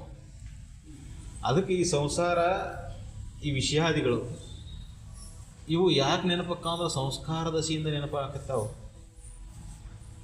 ಜನ್ಮಾಂತರ ಸಂಸ್ಕಾರ ಬಲದಿಂದ ಏನಾಯ್ತಿ, ಮನಸ್ಸು ಮತ್ತೆ ಪುನಃ ಆ ವಿಷಯಾದಿಗಳಲ್ಲೇ ಮಗ್ನ ಆಕೈತಿ, ಹೊರತಾಗಿ ತನ್ನಲ್ಲಿ ಹೋಗುವ ಆತ್ಮನ ಕಡೆ ತಿರುಗುವಲ್ಲ. ಅದಕ್ಕೆ ಒಮ್ಮೆರೆ ನಿಷ್ಠೆಯಿಂದ ಆ ಪರಬ್ರಹ್ಮನ ಕಡೆ ತಿರುಗಿ ನೋಡು ಅಂತ ಹೇಳ್ತಾರೆ. ಅದಕ್ಕೆ ಈ ಮನಸ್ಸನ್ನು ನಾನು ತಿಳ್ಕೊಂಡು ಕುಂತ ಮನುಷ್ಯನಿಗೆ ಹೇಳ್ತಾರೆ, ಯಾವುದು ತಿರುಗಬೇಕಾಗಿದ್ದು? ಮನಸ್ಸು. ಆತ್ಮ ತಿರುಗುವಲ್ಲ, ಆತ್ಮ ಪ್ರಕಾಶ. ಆತ್ಮ ಎಲ್ಲ ಕಡೆ ಆವರಿಸ್ಕೊಂಡು ಬಿಟ್ಟ, ನಾವು ತಿರುಗುವಂಥ ಪ್ರಶ್ನೆನೇ ಇಲ್ಲ. ಇಲ್ಲಿ ಹೋದರೂ ಸೂರ್ಯ ಕಾಣ್ತಾನೆ, ಅಲ್ಲಿದ್ರು ಆ ಊರಾಗ ಸೂರ್ಯ ಕಾಣ್ತಾನೆ, ಈ ಊರಾಗ ಸೂರ್ಯ ಕಾಣ್ತಾನೆ. ಸೂರ್ಯ ಪ್ರಕಾಶಮಾನ, ಎಲ್ಲ ಕಡೆ ಕಾಣುವಂಥವ, ಎಲ್ಲ ಕಡೆ ಇರುವಂಥವ. ಅವನು ತಿರುಗುವ ಅವಶ್ಯಕತೆ ಇಲ್ಲ. ಆದರೆ ತಿರುಗಬೇಕಾಗಿದೆ ಅದು. ನೀವು ಒಳಗೆ ಬಂದು ಕುಂತು ಸೂರ್ಯ ಕಾಣುವಲ್ಲ ಅಂದ್ರೆ ಹೆಂಗಾಕೈತಿತ್ತು? ಹೊರಗೆ ಹೋಗ್ಬೇಕು, ಬೈಲಿಗೆ ಹೋಗ್ಬೇಕು, ತಲೆ ಮ್ಯಾಗ ಎತ್ತಬೇಕು, ತಿರುಗಿ ನೋಡ್ಬೇಕು, ಅವಾಗ ಸೂರ್ಯ ಕಾಣಿಸ್ತಾನೆ. ಈಗ ಮನುಷ್ಯಗೆ ಆಗಿದ್ದು ಅಷ್ಟೇ ಆಗೈತೆ ನೋಡ್ತಾ. ಆತ್ಮ ಇಲ್ಲ ಅಂತಲ್ಲ, ಪರಮಾತ್ಮ ಇಲ್ಲ ಅಂತಲ್ಲ, ದೇವರು ಇಲ್ಲ ಅಂತಲ್ಲ. ದೇವರು ನಿನ್ನೊಳಗೆ ಅದಾನ, ಈಗ ತಿರುಗಿ ನೋಡುವಲ್ಲ ಅಷ್ಟೇ. ಯಾವಾಗ ತಿರುಗಿ ನೋಡೋಕೆ ಶುರು ಮಾಡ್ತಿ, ನಿನ್ನ ಬಿಟ್ಟು ದೂರ ಇಲ್ಲ. ಯಾವಾಗ ತಿರುಗಿ ನೋಡೋಕೆ ಶುರು ಮಾಡ್ತೀನಿ? ಯಾಕಂದ್ರೆ ತಿರುಗಿ ನೋಡೋಕ್ಕೆ ಸಂಸಾರ ಬಿಡುವಲ್ಲಲ್ಲ. ತಿರುಗಿ ನೋಡಬೇಕಂತಾನ ಸಂಸಾರ ಬಿಡುವಲ್ಲ. ಸಂಸ್ಕಾರ ಇದು ಜೋರಾಗೈತಿ. ಈ ಸಂಸ್ಕಾರವನ್ನು ಕಳ್ಕೊಂಡು ಆ ಸಂಸ್ಕಾರವನ್ನು ಪಡ್ಕೊಳೋದ ಅಧ್ಯಾತ್ಮದ ಹಾಳಿ, ಮತ್ತೊಂದು ಏನಿಲ್ಲ. ಈ ಸಂಸಾರ ನಾನು ಇದರೊಳಗೆ ಸುಖ ಆಯ್ತೀನಿ ಏನು ಸಂಸ್ಕಾರ ಬಿದ್ದತ್ತಲ್ಲಿದೆ ಮನಸ್ಸಿಗೆ ಅಂತ ಕಾರಣಕ್ಕೆ ಈ ಸಂಸ್ಕಾರವನ್ನು ತೊಲಗಿಸಿ ಆ ಸಂಸ್ಕಾರವನ್ನು ಗಟ್ಟಿ ಮಾಡೋದು. ಅದಕ್ಕೆ ಜನ್ಮಗಳ ಹಿಡಿಬೋದು. ಯಾಕಂದ್ರೆ ಸಂಸ್ಕಾರ ಇಷ್ಟೊಂದು ಗಾಢವಾಗೈತಲ್ಲ, ನೀನು ಎಂಥ ಗಾಢ ನಿದ್ರೆಯೊಳಗಿಂದ ಎಬ್ಬಿಸಿ ಕೇಳಿದ್ರು ಮತ್ತೆ ನಿನಗೆ ಭಾವ ಬರೋದು ಮೊದಲಕ್ಕೆ ಶರೀರ ಭಾವನೆ ಬರ್ತೈತಿ. ಇದು ನಾನು ಅಂತ ಬರ್ತೈತಿ. ಇದಕ್ಕಿಟ್ಟಂಥ ಹೆಸರು, ದಶಿ, ಜಾತಿ, ಕುಲ, ಗೋತ್ರ, ಗಂಡು, ಹೆಣ್ಣು, ಶ್ರೀಮಂತ, ಬಡವ, ಅಂಥ ಆಫೀಸರ್, ಅಂಥ ಇವ, ಅಂಥ ಇದು ಎಲ್ಲ ಬಂದುಬಿಡ್ತಾವೆ. ಅರೆ ಕ್ಷಣದೊಳಗೆ ಬಂದುಬಿಡ್ತೈತಿ. ನೋಡ್ರಿ ಎಷ್ಟು ಮಜಾ ಆಗ್ತಿದ್ದು. ಗಾಢ ನಿದ್ರೆಯೊಳಗೆ ಇರ್ತಾನೆ, ಅತಿ ಆನಂದಮಯ ಮಳಗಿರ್ತಾನೆ. ಹೆಚ್ಚಾಗಲೇ ಸಂಸಾರ ಎಷ್ಟು ಬೇಗ ಆವರಿಸ್ಕೊಂಡು ಬಿಡ್ತೈತಿ. ಅರೆ ಕ್ಷಣದೊಳಗೆ ಆವರಿಸ್ಕೊಂಡು ಬಿಡ್ತೈತಿ. ಸಂಧ್ಯಾಕಾಲ ಉಳಿದಿರ್ತೈತೆ, ಏನೋ ಅರೆ ಕ್ಷಣ ಉಳಿದಿರ್ತೈತಿ. ಆದ್ರೆ ಆವರಿಸ್ಕೊಳೋದು ಅಷ್ಟು ಬೇಗ ಆವರಿಸ್ಕೊಂಡು ಬಿಡ್ತೈತಿ. ಅದಕ್ಕೆ ಈ ಸಂಸಾರದ ಈ ಮಾಯೆ ಎಷ್ಟು ಬೇಗ ಆವರಿಸ್ಕೊಂತಲ್ಲ ನಿನಗೆ ಗೊತ್ತಾಗೋದಿಲ್ಲ. ಅದು ಇದರಿಂದ ಪಾರಾಗೋ ಬಗ್ಗೆ ಹೆಂಗಂದ್ರೆ ನೀವು ಪುನಃ ಅದನ್ನು ನೆನಪು ಮಾಡ್ಕೋಬೇಕು. ಆ ಸದ್ವಸ್ತುನ ನೆನಪು ಮಾಡ್ಕೊಂತ ಅಧ್ಯಾತ್ಮ ಅಂದ್ರೆ ಅದ ಸತ್ಯದ ಕುರಿತು ಚಿಂತನೆ ಮಾಡು. ಅನ್ಯತಾ ಭಾವವನ್ನು ಕಳ್ಕೊಂಡು ಸತ್ಯದ ಕುರಿತು ಚಿಂತನೆ ಮಾಡ್ಕೊಂತ ಯಾರು ಆ ಭಾವದಲ್ಲಿ ಮುಳುಗಿರ್ತಾರೆ ಅವರಿಗೆ ಮಾತ್ರ ಇದಾಗ್ತದೆ. ಅದಕ್ಕೆ ಸತ್ಯದ ಕುರಿತು ಚಿಂತನೆಯನ್ನು ನಾವು ಬಿಡಬಾರ್ದಾಯ್ತು. ತೈಲವದ್ದಾರ ಅಂತ ಹೇಳ್ತಾರೆ. ಹೆಂಗೆ ಮಾಡಬೇಕು ಅಂದ್ರೆ ಹೆಂಗಿನ ಮ್ಯಾಗಿಂದ ಸುರಿದ್ರೆ ಏಕ ದಾರದ ಗತೆ ಏಕ ಕಾಣಿಸ್ತದಲ್ಲ, ಹಂಗೆ ಎಲ್ಲೂ ಬಿಡು ಇರಬಾರ್ದು. ಬಿಡುಗಿಟ್ಟು ಸಂಸಾರ ಆವರಿಸ್ಕೊಂಡು ಬಿಡ್ತದೆ. ನಾವು ಎಷ್ಟು ಬೆರಿಕೈತೆ ಗಾಢ ನಿದ್ರೆಯಿಂದ ಎತ್ತರ ಅನ್ನೋ ತಕ್ಷಣ ಈ ಸಂಸಾರ ಆವರಿಸ್ಕೊಂಡೇ ಬಿಡ್ತೈತಿ. ಎಚ್ಚರಾಗಿ ನಾ ಆನಂದಮಯವಾಗಿದ್ನಲ್ಲ, ಎಷ್ಟು ಆನಂದ ಇತ್ತು ನನಗೆ ಅನ್ನುವಂಥ ಭಾವನೆ ಇಲ್ಲ. ಗಾಢ ನಿದ್ರೆ ಅನುಭವವನ್ನು ಮೆಲಕ್ಕೆ ಹಾಕೋಕ್ಕೂ ಸಮಯ ಇಲ್ಲ. ಮತ್ತು ನಿದ್ದೆ ಒಳಗೆ ಆನಂದನೇ ಇರ್ತಾನೆ ಮನುಷ್ಯ. ನಿದ್ದೆ ಒಳಗೆ ಯಾರಿಗಾರ ದುಃಖ ಐತಿನ ಇಲ್ಲ, ಕನಸಿನೊಳಗೆ ದುಃಖ ಆಕೈತಿ, ಎಚ್ಚರದೊಳಗೆ ದುಃಖ ಆಕೈತಿ. ನಿದ್ರೆ ಒಳಗೆ ಯಾರಿಗೆ ದುಃಖ ಇಲ್ಲ. ನಿದ್ರೆ ಒಳಗೆ ಆನಂದ ಒಂದೇ ಐತಿ. ಹಂಗೆ ಸದ್ವಸ್ತುವಿನಲ್ಲಿ ಆನಂದ ಒಂದೇ ಐತಿ, ಅಲ್ಲಿ ದುಃಖ ಅನ್ನೋದಿಲ್ಲ. ಸದ್ವಸ್ತುವಿನಲ್ಲಿ ಯಾಕೆ ದುಃಖ ಅನ್ನೋದಿಲ್ಲ? ಅಲ್ಲಿ ಸಂಸಾರ ಇಲ್ಲ, ವಿಷಮ ಆಗುವಂಥ ವಸ್ತು ಇಲ್ಲ, ಕೆಟ್ಟ ಹೋಗುವಂಥದ್ದು ಯಾವುದಿಲ್ಲ ಇಲ್ಲ ಅಲ್ಲಿ. ಅದಕ್ಕೆ ಈ ಸಂಸಾರ ವಿಷಮ ಅಂತ ತಿಳಿಬೇಕಂದ್ರೆ ನೀನು ಸದ್ವಸ್ತುವಿನಲ್ಲಿ ಆತ್ಮನಿಜನಿಷ್ಠನಾಗು, ಆತ್ಮನ ನಾನಂತ ತಿಳಿ. ಅಂಥ ಆತ್ಮನ ನಾನಂತ ಯಾವ ಕ್ಷಣದೊಳಗೆ ನೀನು ತಿಳಿದು ಗಟ್ಟಿಯಾಗಿ ಉಳಿತಿ, ಆ ಕ್ಷಣದೊಳಗೆ ನೀನು ಸುಖಿನಾಗ್ತಿ, ಶಾಂತನಾಗ್ತಿ. ಅದ ಕ್ಷಣದೊಳಗೆ ಆ ಕ್ಷಣದಿಂದ ನಿನಗೆಲ್ಲ ದುಃಖಗಳು ದೂರನ. ಆ ಕ್ಷಣದಿಂದ ಈ ಸಂಸಾರದ ಬಂಧನ, ಈ ದುಃಖ ಎಲ್ಲ ದೂರ. ಆದ್ರೆ ಆ ಕ್ಷಣ ಬರೋದು ಭಾಳ ಕಠಿಣ. ಆ ಕ್ಷಣ ಯಾವಾಗಾದರೂ ಬರ್ಬೋದು. ನಮ್ಮ ಸಾಧನ ಮಾತ್ರ ನಿರಂತರ ಇರಬೇಕು. ನಿರಂತರ ನಿತ್ಯ ಇದ್ದಾಗ ಬರ್ಬೋದು. ಅಂಥ ಸದ್ಗುರುವಿನ ಕರುಣೆ ಬೇಕು, ಅಂಥ ಸಜ್ಜನರ ಸಂಘ ಬೇಕು. ಸದ್ಗುರುವಿನ ಕರುಣೆ ಸಜ್ಜನರ ಸಂಘ ಇದ್ದಾಗ ಬೇಗ ಆಗ್ತದೆ, ಸಂಸ್ಕಾರ ಬದಲೇ ಆಗ್ತದಲ್ಲ. ಮತ್ತು ದುಷ್ಟರ ಸಂಘ ದುಶ್ಚಿಂತನೆ ಇದ್ದಾಗ ಸಂಸ್ಕಾರ ಅದ ಉಳಿತೈತೆ. ಮತ್ತು ಹೀನ ವಿಷಯಗಳ ಸಂಸ್ಕಾರ ಇನ್ನಷ್ಟು ಭಾಳ ಶ್ರೀಮಂತಿಗೆ ಬಂದಿತ್ತು. ಭಾಳ ಅಂದ್ರೆ ಇನ್ನೊಂದಿಷ್ಟು ಓದಾವಿದ್ರೆ ಒಂದು ಪದವಿ ಮೇಲೆ ಮತ್ತೊಂದು ಪದವಿ ಮಾಡ್ಯಾನ. ನೌಕರಿ ಒಳಗಿದ್ರೆ ಒಂದು ಪದವಿ ಬಿಟ್ಟು ಮತ್ತೊಂದು ಪದವಿ ಹೋಗೋಣ. ಜಗತ್ತಿನೊಳಗೆ ಏನು ಮಾಡಿದ್ರೆ ಏನು ಮತ್ತೆ ಇದು ವಿಷಮ ಸಂಸಾರದೊಳಗೆ ಮಾಡಿದಂಗಲ್ಲ. ಮತ್ತು ಏನು ಬೆಳೆಸ್ಯಾನ, ಎಷ್ಟು ಪಡೆದಾನ, ಎಷ್ಟು ಮಾಡ್ಯಾನ ಅಂದರೂ ಅದೆಲ್ಲ ವಿಷಮನ ಅಲ್ಲ. ಅದು ಸಮ ಆಗಕ್ಕೆ ಎಂದು ಸಾಧ್ಯ ಐತಿ? ಸಮ ಆಗುವಂಥದ್ದಲ್ಲ ಅಲ್ಲ, ಮತ್ತು ಕೆಟ್ಟು ಹೋಗುವಂಥದ್ದು. ಈ ಸತ್ಯ ನೀನು ತಿಳಿದಾಗ ಈ ಸಂಸಾರವನ್ನು ಸಮವಾಗಿ ನಿಭಾಯಿಸ್ಕೊಂಡು ಹೋಗುವಂಥ ಸಾಮರ್ಥ್ಯ ನಿನಗೆ ಬರ್ತೈತೆ. ಅವಾಗ ಈ ಸಂಸಾರ ಕೆಟ್ಟು ಹೋಗುತ್ತೆ ಅಂತ ತಿಳ್ಕೊಬೇಡ. ಇದು ಸರಾಗಾಗಿ ಬಿಡ್ತೈತೆ. ಅವಾಗ ಈ ಸಂಸಾರ ಇಷ್ಟು ಸರಾಗಾಗಿರ್ತಾರೆ, ಇದ್ರೊಳಗೆ ಏನಿಲ್ಲ ಇಲ್ಲ, ಪಡೆಯುವಂಥದ್ದು ಏನಿಲ್ಲ, ಕಳ್ಕೊಳೋವಂಥದ್ದು ಏನಿಲ್ಲ. ಹೆದರಿಕೆ ಎಲ್ಲಿದೆ ಬರ್ತಿದೆ, ದುಃಖ ಅನ್ನೋದು ಇಲ್ಲ ಇಲ್ಲ. ಈ ಜಗತ್ತಿನ ನಾವು ಪಡಿಬೇಕನ್ನೋವಂಥದ್ದು ಯಾವ ವಸ್ತುನೂ ಇಲ್ಲ ಅಂದಾಗ ಯಾರ ಬಿಡೇನೂ ಇಲ್ಲ, ಯಾರಿಗೆ ಹೆದರಬೇಕಾಗಿಲ್ಲ. ನಾ ಕಳ್ಕೊಳೋವಂಥದ್ದು ಏನು ಇಲ್ಲ ಅಂದಾಗ ಭಯ ಅನ್ನೋದೇ ಇಲ್ಲ. ನಾ ಕಳ್ಕೊಳೋದು ಈ ಜಗತ್ತಿನಾಗ ಏನಿಲ್ಲ ಇಲ್ಲ, ಅದಕ್ಕೆ ಭಯ ಯಾಕೆ? ಭಯ ಇಲ್ಲ, ದುಃಖ ಇಲ್ಲ, ಹೆದರಿಕೆ ಇಲ್ಲ, ಶಾಂತ ಮನಸ್ಸು ತಾನಿಂತಾನ ಆಕತಿ. ಅಂಥ ಶಾಂತ ಮನಸ್ಸು ಎಲ್ಲಿ ಏಕಾಕಾರ ಆಕತಿ? ಶಾಂತಿಯಲ್ಲಿ ಏಕಾಕಾರ ಆಗ್ಬೇಕಲ್ಲ. ಆತ್ಮನಲ್ಲೇ ಏಕಾಕಾರ ಆಗುತ್ತೆ. ಅದಕ್ಕೆ ಎಷ್ಟೋ ರಭಸದಿಂದ ಹರಿಯೋ ನದಿ ಸಮುದ್ರಕ್ಕೆ ಸೇರಿದ ಕೂಡಲೇ ಶಾಂತ ಆಗಿಬಿಡುತ್ತೆ. ಅತ್ಯಂತ ಬೋರ್ಗರಿಯುವಂಥ ನದಿಗಳು, ಗುಡ್ಡ ಬೆಟ್ಟಗಳನ್ನು ಸೀಳಿ ಹೋಗತ್ತೆ ನದಿ. ಸಮುದ್ರ ಸೇರಿದೆ ಅಂದ್ರೆ ಶಾಂತನ. ಹಂಗೆ ವಿಷಯಾದಿಗಳಲ್ಲಿ ಹರಿದಾಡತಕ್ಕಂಥ ಮನಸ್ಸು ಅಲ್ಲೋಲ ಕಲೋಲಕ್ಕತಿ, ಚಿಂತೆಗಳಾಕತಿ, ದುಃಖಗಳಾಕತಿ, ಒಮ್ಮೆ ಬೆದರ್ತತಿ, ಒಮ್ಮೆ ಹೆದರ್ತತಿ. ಒಮ್ಮೆ ಅದು ನಿತ್ಯ ಸತ್ಯವನ್ನು ತಿಳಿದ ಆತ್ಮನಲ್ಲಿ ಐಕ್ಯ ಆಗಿಬಿಡ್ತೇವೆ ಅಂದರೆ ಶಾಂತನ ಶಾಂತ. ಅದಕ್ಕೆ ಈ ಸಂಸ್ಕಾರ ದೂರ, ಈ ಸಂಸ್ಕಾರ ಗಟ್ಟಿ ಆಗೋದು. ಈ ಸಂಸ್ಕಾರ ಗಟ್ಟಿ ಆಗುವವರೆಗಿನ ಪ್ರಯತ್ನ ಮಾಡ್ತಾನೆ ಇರೋದು. ಒಂದು ಕಲ್ಲು ಹೋಗಿ ಮೂರ್ತಿ ಆಗ್ಬೇಕಂದ್ರೆ ಎಷ್ಟು ತಪಸ್ಸೈತೆ ಅದರೊಳಗೆ. ಅದು ಜಡವಸ್ತು, ಇದು ಸೂಕ್ಷ್ಮವಾದಂಥದ್ದು. ಇದಕ್ಕೆ ಯಾವ ಉಳಿನೂ ನಾಟೋದಿಲ್ಲ. ಮನುಷ್ಯಗೆ ಯಾವ್ದಾರು ಉಳಿಲಿ ಹೊಡೆದ್ರೆ ನಾಟ್ತದನ? ಹಿಡಿಯಾಕೆ ಬರೋದಿಲ್ಲ ಅದನ್ನು. ಇಂಥ ಸೂಕ್ಷ್ಮವಾದಂಥನ್ನು ಶಾಂತ ಮಾಡೋದಂದ್ರೆ ಅದಕ್ಕೆ ಬೇರೆ ಬೇರೆ ದೇಶದಾಗ ಬೇರೆ ಬೇರೆ ವ್ಯಾಖ್ಯಾನಗಳನ್ನು ಕೊಟ್ಟರು. ನಮ್ಮ ಋಷಿಮುನಿಗಳು ಎಷ್ಟು ಚಂದ ವ್ಯಾಖ್ಯಾನ ಕೊಟ್ಟಾರ ನೋಡು. ಯಾರು ಧೀರ ಅಂತ ಹೇಳ್ಯಾರ ಅವರು? ಜಗತ್ತಿನೊಳಗೆ ಧೀರ ಯಾರು? ಪ್ರಶ್ನೆ ಮಾಡ್ತಾನೆ. ಕತಿ ಕೇಳ್ತೀರಿ ನೀವೆಲ್ಲ. ಕತಿ ಒಳಗೆ ಯಕ್ಷ ಪ್ರಶ್ನೆ ಮಾಡ್ತಾನೆ.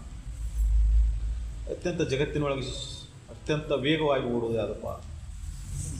ಮನಸ್ಸು. ಅತ್ಯಂತ ಧೀರನೇ ಯಾರು ಜಗತ್ತಿನೊಳಗೆ? ಯಾರು ಧೀರ ಜಗತ್ತಿನೊಳಗೆ?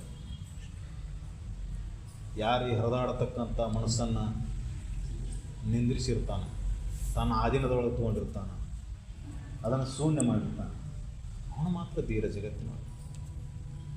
ಅದಕ್ಕೆ ಅಂಥ ಧೀರತ್ವ ಬರಬೇಕಂದ್ರೆ ಸಾಮಾನ್ಯನಿಗೆ ಸಾಧ್ಯ ಇಲ್ಲ. ಸಾಮಾನ್ಯ ಏಕ ಸಾಧ್ಯ ಇಲ್ಲ ಅಂದರೆ ಸಂಘ ದೋಷದಿಂದ ಸಾಧ್ಯ ಆಗೋದು. ಯಾರೂ ಸಾಮಾನ್ಯರಿಲ್ಲ. ಸಂಘದಿಂದ ಸಾಮಾನ್ಯ ಅನಿಸ್ಕೊಂತಾನೆ, ಅವನ ಸತ್ಸಂಗದಿಂದ ಮಹಾಜ್ಞಾನಿ ಅನಿಸ್ಕೊಂತಾನೆ. ನಮ್ಮ ಸಂಘ ಬದಲಿ ಆದಿವ ಅಂದರೆ ಉತ್ತಮರ ಸಂಘವನ್ನು ಮಾಡ್ಕೊಂತ ಅದ ಚಿಂತನೆ ಒಳಗೆ ಮುಗಿದ್ದಾದ್ರೆ ಮನುಷ್ಯ ಜನ್ಮ ಸಾರ್ಥಕ ಆಗೋದ್ರೊಳಗೆ ಸಮಯ ಹಿಡಿಯೋದೇ ಇಲ್ಲ. ಆ ಕ್ಷಣದಿಂದ ಮನುಷ್ಯ ಜನ್ಮ ಸಾರ್ಥಕನ. ಯಾಕೆ ಕ್ಷಣದಿಂದ ನೀನು ಸತ್ಸಂಗದೊಳಗೆ ಭಾಗಿಯಾಗಿ ಸಜ್ಜನ ಸಂಘದ ಉಳ್ಯಾಕ ಪ್ರಯತ್ನ ಮಾಡೋಕ್ಕೆ ಶುರು ಮಾಡ್ತಿ, ಆ ಕ್ಷಣದಿಂದ ನಿನ್ನ ಜೀವನನ ಪಾವನ. ಅದು ನಿನ್ನ ಎಲ್ಲೋ ಕೊಂಡು ಹೋಯ್ದು ನಿಲ್ಲಿಸ್ತತಿ, ಆ ಸದ್ಗುರುನ ಸಾಮೀಪ್ಯಕ್ಕೆ ನಿಲ್ಲಿಸ್ತತಿ, ಕಡಿಕೆ ಅವನಲ್ಲಿ ಒಂದು ಮಾಡಿಬಿಡ್ತದೆ. ನೀ ಮತ್ತು ವಿಷಯಾದಿಗಳ ಸಂಘದೊಳಗೆ ಇದ್ಕೊಂಡು ಮತ್ತು ಏನಾಯ್ತು ಬಿಡ, ಎಲ್ಲರೂ ಹೋಗಿ ಏನೈತಿ ಅದು ಮಾತಾಡಿದ್ದು ಅದನ್ನು ಹೇಳ್ತಾರೆ, ಅದನ್ನು ಕೇಳೋದು, ಮತ್ತು ಮನೆಗೆ ಬಂದು ಅದನ್ನು ಮಾಡೋದಲ್ಲ. ಮತ್ತೊಂದಿನ ಬಾಳೆ ಅದು ಹಿಂಗೆ ವಿಚಾರ ಮಾಡಿದ್ದಾದ್ರೆ ಈ ಸಂಸಾರ ಬಂಧನ ದೂರ ಆಗೋದಿಲ್ಲ. ಇದ್ರಾಗ ಇನ್ನಷ್ಟು ದುಡ್ಸಾಕೆ ಹಸ್ತೈತಿ ನಿನಗೆ, ಇದ್ರಾಗ ಇನ್ನಷ್ಟು ತೀಕಾಕೆ ಹಸ್ತೈತಿ, ಇನ್ನಷ್ಟು ದನು ಆಯಾಸ ಬಳಲಿಕೆ ದುಃಖ ಇದನ್ನು ತಪ್ಪುದೇ ಇಲ್ಲ.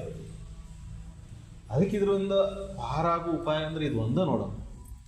ಅನ್ಯ ಪಂಥ ಮತ್ತೊಂದು ಯಾವ್ದಾರು ದಾರಿ ಐತೆ ಅಂತ ತಿಳ್ಕೊಂಡಬೇಡ್ರಿ. ಇದಕ್ಕೆ ಏನು ಸರಳ ದಾರಿ ಐತೇನ್ರಿ, ಉಪಾಯ ಐತೇನ್ರಿಪ್ಪ ಇದಕ್ಕೆ? ಇಷ್ಟೆಲ್ಲ ಶ್ರವಣ ಮಾಡೋದು, ಅದನ್ನು ಮನನ ಮಾಡೋದು, ನೀನು ತಿಳಿದ ಇರಲಿ, ಅದರ ಪರಿಣಾಮ ನಿನಗೆ ಅಗಾಧವಾಗೈತಿ. ನಿನಗೆ ಗೊತ್ತಕ್ಕ ಸುಮ್ಮನೆ ನಿಧಾನವಾಗಿ ಗೊತ್ತಾಗ. ಈ ಸಂಸಾರದ ಗದಲಾಗಿದ್ದ ಗೊತ್ತಾಗೋದಿಲ್ಲ. ಶಾಂತವಾಗಿ ಉಳ್ಕೊಂತ ಯಾವಾಗ ಹೊಕ್ಕಿಯಲ್ಲ ಅವಾಗ ನಿಧಾನವಾಗಿ ಇದರ ಮಹತ್ವ ಗೊತ್ತಾಗ ಶುರು ಆಗ್ತದೆ. ಅದಕ್ಕೆ ಈ ಸಂಘವನ್ನು ಮಾತ್ರ ಎಂದೂ ದೂರ ಸರಿಸಬಾರ್ದು. ಸಂಘದಿಂದ ಎಂದೂ ನಿವೃತ್ತ ಆಗಬಾರ್ದು. ಸಂಘದಿಂದ ಎಂದೂ ಹೊರಗೆ ಸರಿಬಾರ್ದು. ಈ ಸಂಘವನ್ನು ಎಂದೂ ಬಿಡಲಾದ. ಅದಕ್ಕೆ ನಿಜಗುಂಡ ಪದ್ಯದ ಒಂದು ಪದ್ಯದಾಗ ಅದನ್ನೇ ಬೇಡ್ಕೊತಾರ, ಬೇಡುವೆನು ಭವಗಳಲ್ಲಿ ಬೇಡುವೆನು ಅಭವ ನಿಮ್ಮನು ಭವದಳು ಮಾಡು ಎನಗೆ ಒಲಿದು ಸುಗುಣ ಸಂತತಿಯನ್ನು. ಸುಗುಣ ಸಂತತಿಯನ್ನು ಜಗತ್ತಿನೊಳಗೆ ಏನು ಬಿಡೋದಿಲ್ಲ ಅವರು. ಸುಗುಣ ಸಂತತಿ ಅನ್ನೋದು ಕೊಡಪ್ಪ ಸಾಕು. ನಾ ಎಲ್ಲಿ ಇರ್ತೇನೆ, ಎಲ್ಲಿ ಹೋಗ್ತೇನೆ, ಎಲ್ಲಿ ಮಾಡ್ತೇನೆ, ಅಲ್ಲಿ ಸಜ್ಜನರ ಸಂಘ ಇರುವಂಗ ಮಾಡೋಣ. ಸಂಘ, ಗುರು ಸೇವೆ, ಹರನ ಪೂಜೆ ಇರುವಂಗ ಮಾಡೋಣ. ಮತ್ತೊಂದೇನು ಜಗತ್ತಿನೊಳಗೆ ಸಿರಿ ಸಂಪತ್ತು ಕೊಟ್ಟರು ಒಂದಿನ ಕಳೆದು ಹೋಗ್ಬೋದು. ಪದವಿ ಪಟ್ಟುಗಳು ಕೊಟ್ಟರು ಮತ್ತೆ ಕಸ್ಕೊಳಕ್ಕೆ ಕಣ್ಣು ಹಾಕ್ತಾರೆ. ಯಾವ ಬೇಡ ನನಗೆ ನಿನ್ನ ಸಜ್ಜನರ ಸಂಘದೊಳಗಿರುವಂಗೆ ಮಾಡ. ನನಗೆ ಸನ್ಮತಿಯನ್ನು ಕೊಡು. ಸನ್ಮತಿಯಾಗಿ ಯಾವುದು ಸತ್ಯ, ಯಾವುದು ಅಸತ್ಯ, ಯಾವುದು ಧರ್ಮ, ಯಾವುದು ಅಧರ್ಮ ಅಂತ ತಿಳಿಯುವಂಥ ವಿವೇಕವನ್ನು ನನಗೆ ಕೊಡು. ಯಾರಲ್ಲಿ ಆ ವಿವೇಕ ಜಾಗರಕತಿ, ಆ ವಿವೇಕದ ಆಧಾರ ಮೇಲೆ ಜಗತ್ತನ್ನು ನೋಡುವಂಥ ಒಂದು ದೃಷ್ಟಿಕೋನ ಬದಲಾವಣೆ ಆಗ್ಕೋತ ಹೋಗ್ತೈತಿ. ಆವಾಗ ಮನಸ್ಸು ನಿಶ್ಚಲ ಆಕತಿ.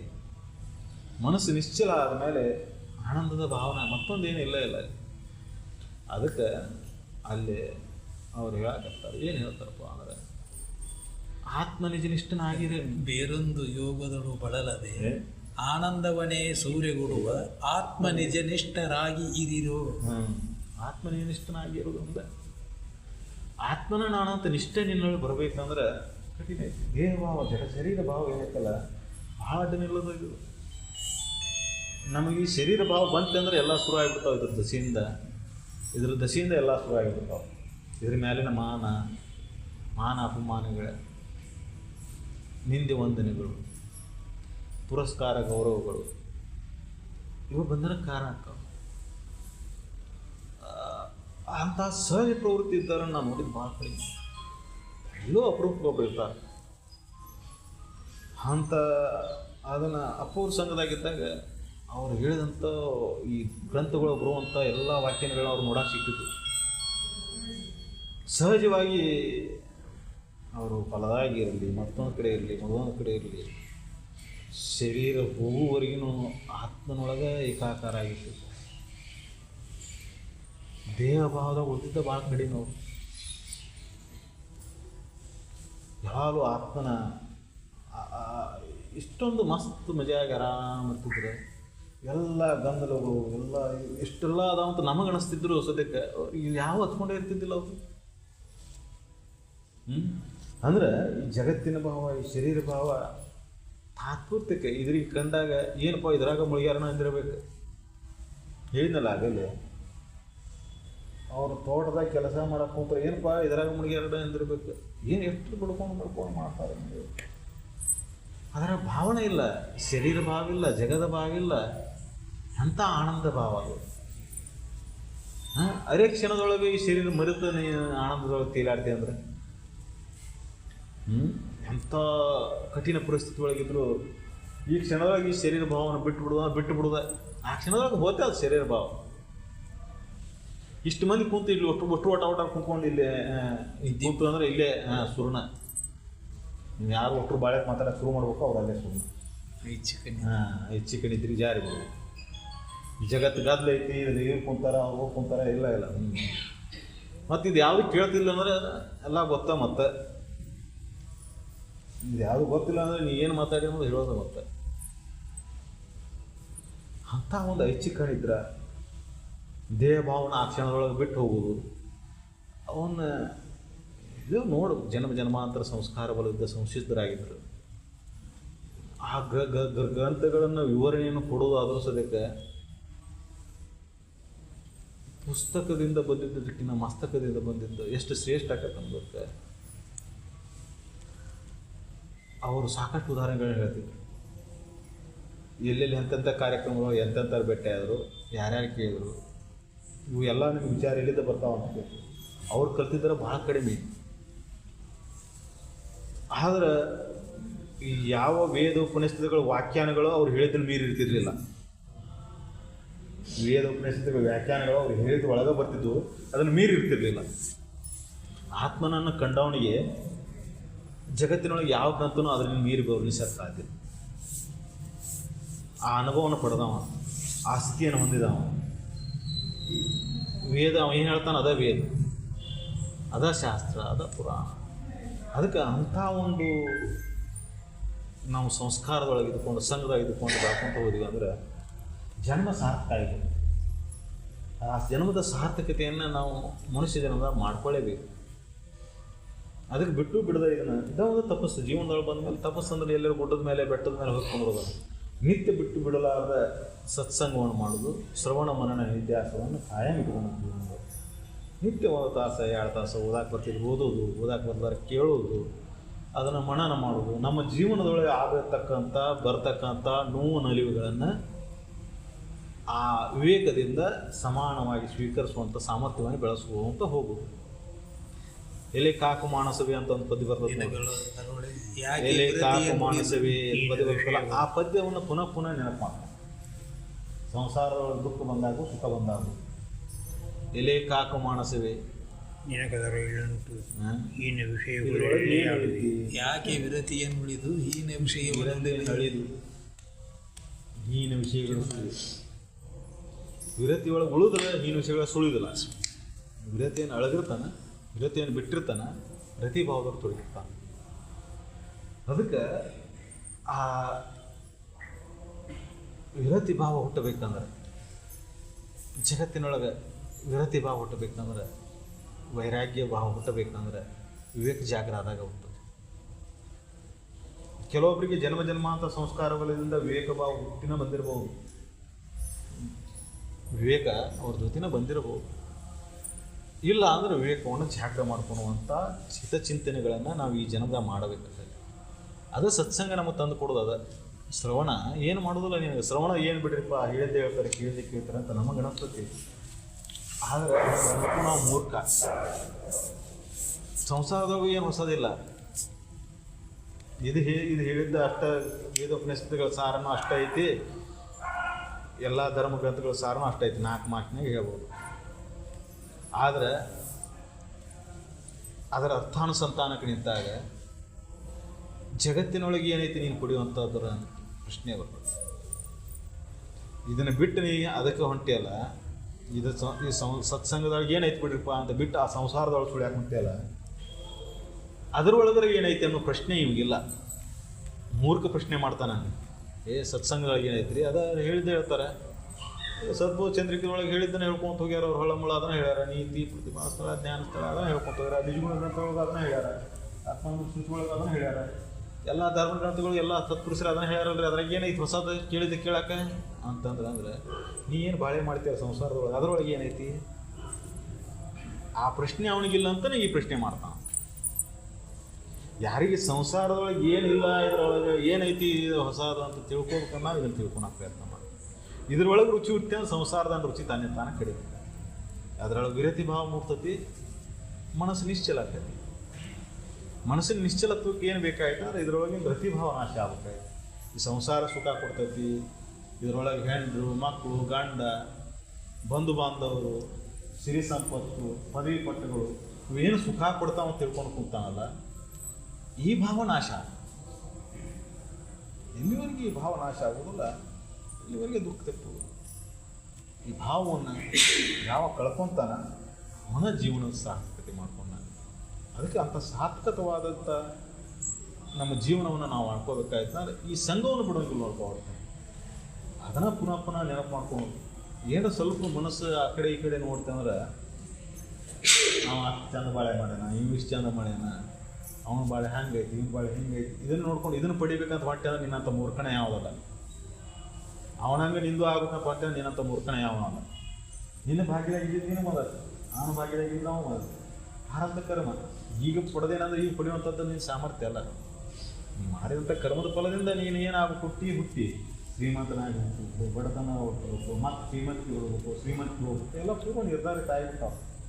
ಆದರೆ ಏನು ಮಾಡೋದು, ಈಗ ಧರ್ಮದ ಮಾರ್ಗವನ್ನು ಬಿಡೋಂಗಿಲ್ಲ ಅಷ್ಟೇ. ನಮ್ಮದು ಒಂದು ಏನಪ್ಪ ಗಿರಿ ಏನಂದ್ರೆ ಧರ್ಮದ ಮಾರ್ಗವನ್ನು ಬಿಡೋಂಗಿಲ್ಲ, ಅಧರ್ಮದ ಹಾದಿಯನ್ನು ಹಿಡಿಯೋಂಗಿಲ್ಲ. ಜಗತ್ತಿನ ವಿಷಯಾದಿಗಳಲ್ಲಿ ಮೋಹಕ್ಕೆ ಬಲಿ ಬಿದ್ದು ಅಧರ್ಮದ ಮಾರ್ಗವನ್ನು ಹಿಡಿಯೋಂಗಿಲ್ಲ. ಈ ಒಂದು ನಾವು ಪ್ರವೃತ್ತಿಯನ್ನು ಬೆಳೆಸ್ಕೊಂತ ಹೋದ್ವಿ ಅಂದ್ರೆ ಆ ವಿವೇಕ ಜಾಗರ ಆಯ್ತಂದ್ರೆ ಮನಸ್ಸು ನಿಶ್ಚಲ ಆಗಿ ಶಾಂತ ಆಗ್ತದೆ. ಅದಕ್ಕೆ ಆ ಶಾಂತಿ ಸಮಾಧಾನ ಅಂತಃಕರಣದೊಳಗೆ ಉಳಿಬೇಕಾಗಿತ್ತಂದ್ರೆ, ಹೀನ ಪ್ರವೃತ್ತಿ ಅಳಿಬೇಕಾಗಿತ್ತಂದ್ರೆ ಸಜ್ಜನರ ಸಂಘ, ಸತ್ಸಂಗ, ಮತ್ತೊಂದು ಯಾವುದು ಉಪಾಯ ಇಲ್ಲ. ಅದಕ್ಕೆ ಬ್ಯಾರೆ ಅವರು ಆ ಪದ್ಯ ಶುರು ಮಾಡುವಾಗ ಹೆಂಗೆ ಮಾಡ್ಯಾರ ನೋಡಿ, ಬೇರೆಯೊಂದು ಯೋಗದಲ್ಲಿ ಬರಳದೆ ಆನಂದವನ್ನೇ ಸೂರ್ಯ ಕೊಡುವ ಆತ್ಮನಿಷ್ಠರಾಗಿರುವ. ಜಗತ್ತಿನೊಳಗೆ ಬೇರೆ ಬೇರೆ ಬೇರೆ ಬೇರೆ ಭಾಳ ಹೇಳ್ಕೊಂತ ಹೋಗ್ತಾರೆ. ಅದನ್ನು ಮಾಡು ಶಾಂತಿ ಸಿಗ್ತದೆ, ಇದನ್ನು ಮಾಡು ಶಾಂತಿ ಸಿಗ್ತದೆ, ನಿನ್ನ ಜೀವನದಾಗ ಶಾಂತಿ ಸಿಗ್ತೈತಿ, ನಿನ್ನ ಜೀವನದಾಗ ಸಮಾಧಾನ ಹೋಗ್ತೈತಿ, ಏನೇನೋ ಹೇಳ್ತಾರೆ. ಎಲ್ಲ ಕಲ್ಪಿತ ಅನ್ನೋದಕ್ಕಿಂತ ಆಗಿನ ಮಟ್ಟಿಗೆ ಅವ್ರು ಹೇಳಿದ ತಪ್ಪಂತಲ್ಲ, ಆದರೆ ಅದರ ಪರಿಣಾಮ ಶಾಶ್ವತ ಇಲ್ಲ. ಶಾಶ್ವತವಾದ ಪರಿಹಾರ ನಿನಗೆ ಬೇಕಾಯ್ತಂದ್ರೆ ಇದ ಒಂದು ಮತ್ತೊಂದಿಲ್ಲ. ಶಾಶ್ವತವಾದ ಪರಿಹಾರ ಅಂದ್ರೆ ಇದೊಂದು. ತಾತ್ವಿಕವಾಗಿ ನೀನು ಭಾರ ಹೊತ್ಕೊಂಡಿರ್ತಿ, ಇದ್ರ ಮ್ಯಾಲಿನ ಮೋಹ ಬಿಟ್ಟು ಇದನ್ನು ಚೆಲೆ ಬಿಟ್ಟು ಅಂದ್ರೆ ಭಾರ ಹೋಗ್ಬಿಡ್ತತಿ. ಇದ್ರ ಮ್ಯಾಲಿನ ಮೋಹ ಇಟ್ಟು ಅಂದ್ರೆ ಇಳಿಸಿರ್ತಿ ಮತ್ತೆ ಎತ್ಕೊಂತಿ ಅದನ್ನು ಜೀವನ ಪರ್ಯಂತ ಬಿಡುದಿಲ್ಲ. ಭಾರ ಹಂಗೆ ಇರ್ತೈತಿ. ಇಳಿಸ್ತಿ ಮತ್ತೆ ಎತ್ಕೊಂತಿ, ಇಳಿಸ್ತಿ ಎತ್ಕೊಂತಿ, ಧನುವನ್ನು ತಪ್ಪುವುದಿಲ್ಲ. ಹಾಗೆ ದಿನಾಲು ನಮ್ದು ಅಷ್ಟೇ ಇಡೋದೈತಿ. ಸಂಸಾರದ ಭಾರವನ್ನು ಎತ್ಕೊಂಡಿರ್ತೇವೆ, ನಿದ್ದೆ ಹೋದಾಗ ಇಳಿಸಿರ್ತೇವೆ, ಮತ್ತೆ ಎದ್ರಾಗಲೇ ಎತ್ಕೊಂಡ್ಬಿಡ್ತೇವೆ. ಗುರು ಸಾನ್ನಿಧ್ಯಕ್ಕೆ ಬಂದಾಗ ತಿಳಿಸಿರ್ತೇವೆ, ಮತ್ತೆ ಹೋಗ್ಲೇ ಎತ್ಕೊಂಡ್ಬಿಡ್ತೇವೆ. ಹೌದು, ಅದಕ್ಕಿದು ಭಾರ ನಮ್ಮ ಜೀವನ ಬಿಟ್ಟು ಹೋಗೇ ಇಲ್ಲ. ಅದಕ್ಕೆ ನಮಗೆ ಆನಂದದ ಭಾವ ಸದಾ ಉಳಿವಲ್ಲ. ಗಾಢ ನಿದ್ದೆ ಒಳಗೆ ಆನಂದ ಉಳಿತೈತಿ, ಗುರು ಸದ್ಗುರುವಿನ ಶರಣಾದ ಆನಂದ ಉಳಿತೈತಿ, ಆನಂದ ಅನಿಸ್ತೈತಿ. ಮತ್ತೆ ಅದನ್ನು ಎತ್ಕೊಂಡ್ಬಿಡ್ತೇವೆ ಹೊರಗೆ ಹೋಗ್ಲಿ. ಅದನ್ನು ಪೂರ್ಣ ಇಳಿಸೇ ಇಲ್ಲ ನಾವು.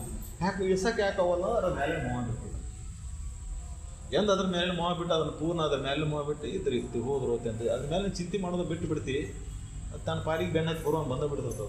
ನೀವು ಬೆನ್ನ ಹತ್ತೇ ಬಂದತ್ತದು. ಶರೀರ ಬರ್ಬೇಕಾದ್ರೆ ದುಡ್ಡು ಬೆನ್ನ ಹತ್ತಿ ಬಂದ್ಬಿಟ್ಟಲ್ಲ. ಹೌದಲ್ಲ, ಅದನ್ನು ನೀವು ಬಿಡ್ತೀವಿ ಅಂದ್ರೆ ಬಿಡುವುದಿಲ್ಲ. ಆದ್ರೆ ನೀ ನಾನ ಮಾಡಾಕತ್ತೀನಿ ಅಂತ ಹೊತ್ಕೊಂಡು ಕುಂತಿ. ಅದು ಇದನ್ನು ಬಿಟ್ಟು ಬಿಡ. ಇದು ಸದ್ಗುರುನಾಥನ ಮೇಲೆ ಭಾರ ಹಾಕಿ ಅಂದಮೇಲೆ ಅವನ ಪಾಡಿಗೆ ಅದು ಬಿಟ್ಬಿಡು. ಹೆಂಗೆ ನಡೆಸ್ತಾನೆ ನಡೆಸ್ತಾನೆ. ನೀ ನಿಶ್ಚಿತನಾಗಿಬಿಡು. ಇಷ್ಟು ಸರಳ ಐತಿ ಹೇಳಾಕಿದ್ದು. ಬಿಡು ಮತ್ತೆ ಹೊತ್ಕೊಂಡೇ ಬಿಡ್ತೇವೆ. ಇಲ್ಲಿದ್ದು ಹೊರಗೆ ಹೋಗ್ಲೇ ಹೊತ್ಕೊಂಡೇ ಬಿಡ್ತೇವೆ. ಹೌದಲ್ಲ, ಹೊರಗೆ ಹೋದಿವು ಸಂಸಾರ ಬಿಡ್ತೇವೆ. ಅದಕ್ಕೆ ಬಿಡಬೇಕಂದ್ರೆ ಖರ್ಚಿದ್ದೀರಾ ಅಂತ ಹೇಳಿದ. ಯಾರೋ ಕೋಟಿಗೆ ಒಬ್ಬಂಗೆ ಸಾಧ್ಯ ಆಕತ್ತಪ್ಪ ಇದನ್ನು ಬಿಡೋಕ್ಕೆ. ಎಂತೆಂಥವ್ರಿಗೆ ಆಗಿಲ್ಲ, ಲಗ ಹೋಗೋದು ಹೋಗ್ಯಾರದ್ರಾಗ. ಎಂತೆಂಥವ್ರಿಗೆ ಆಗಿಲ್ಲ. ಇದ್ರ ಮೇಲೆ ಬಿಡೋದು ಪ್ರಯತ್ನ ಮಾಡಿದರೆ ಎಲ್ಲರಿಗೂ ಸಾಧ್ಯ ಐತಿ. ಆಗೋದಿಲ್ಲ ಅಂತಲ್ಲ, ಪ್ರಯತ್ನ ಮಾಡಿದರೆ ಎಲ್ಲರಿಗೂ ಸಾಧ್ಯ ಐತಿ. ಅಂಥ ಪ್ರಯತ್ನದೊಳಗೆ ನಾವು ತೊಡಗಿದ್ವಿ ಅಂದ್ರೆ ಇಂದಲ್ಲ ನಾಳೆ ಅಂಥ ಆನಂದವನ್ನು ಹೊಂದಕ್ಕೆ ಸಾಧ್ಯ ಐತಿ. ಸಕಲ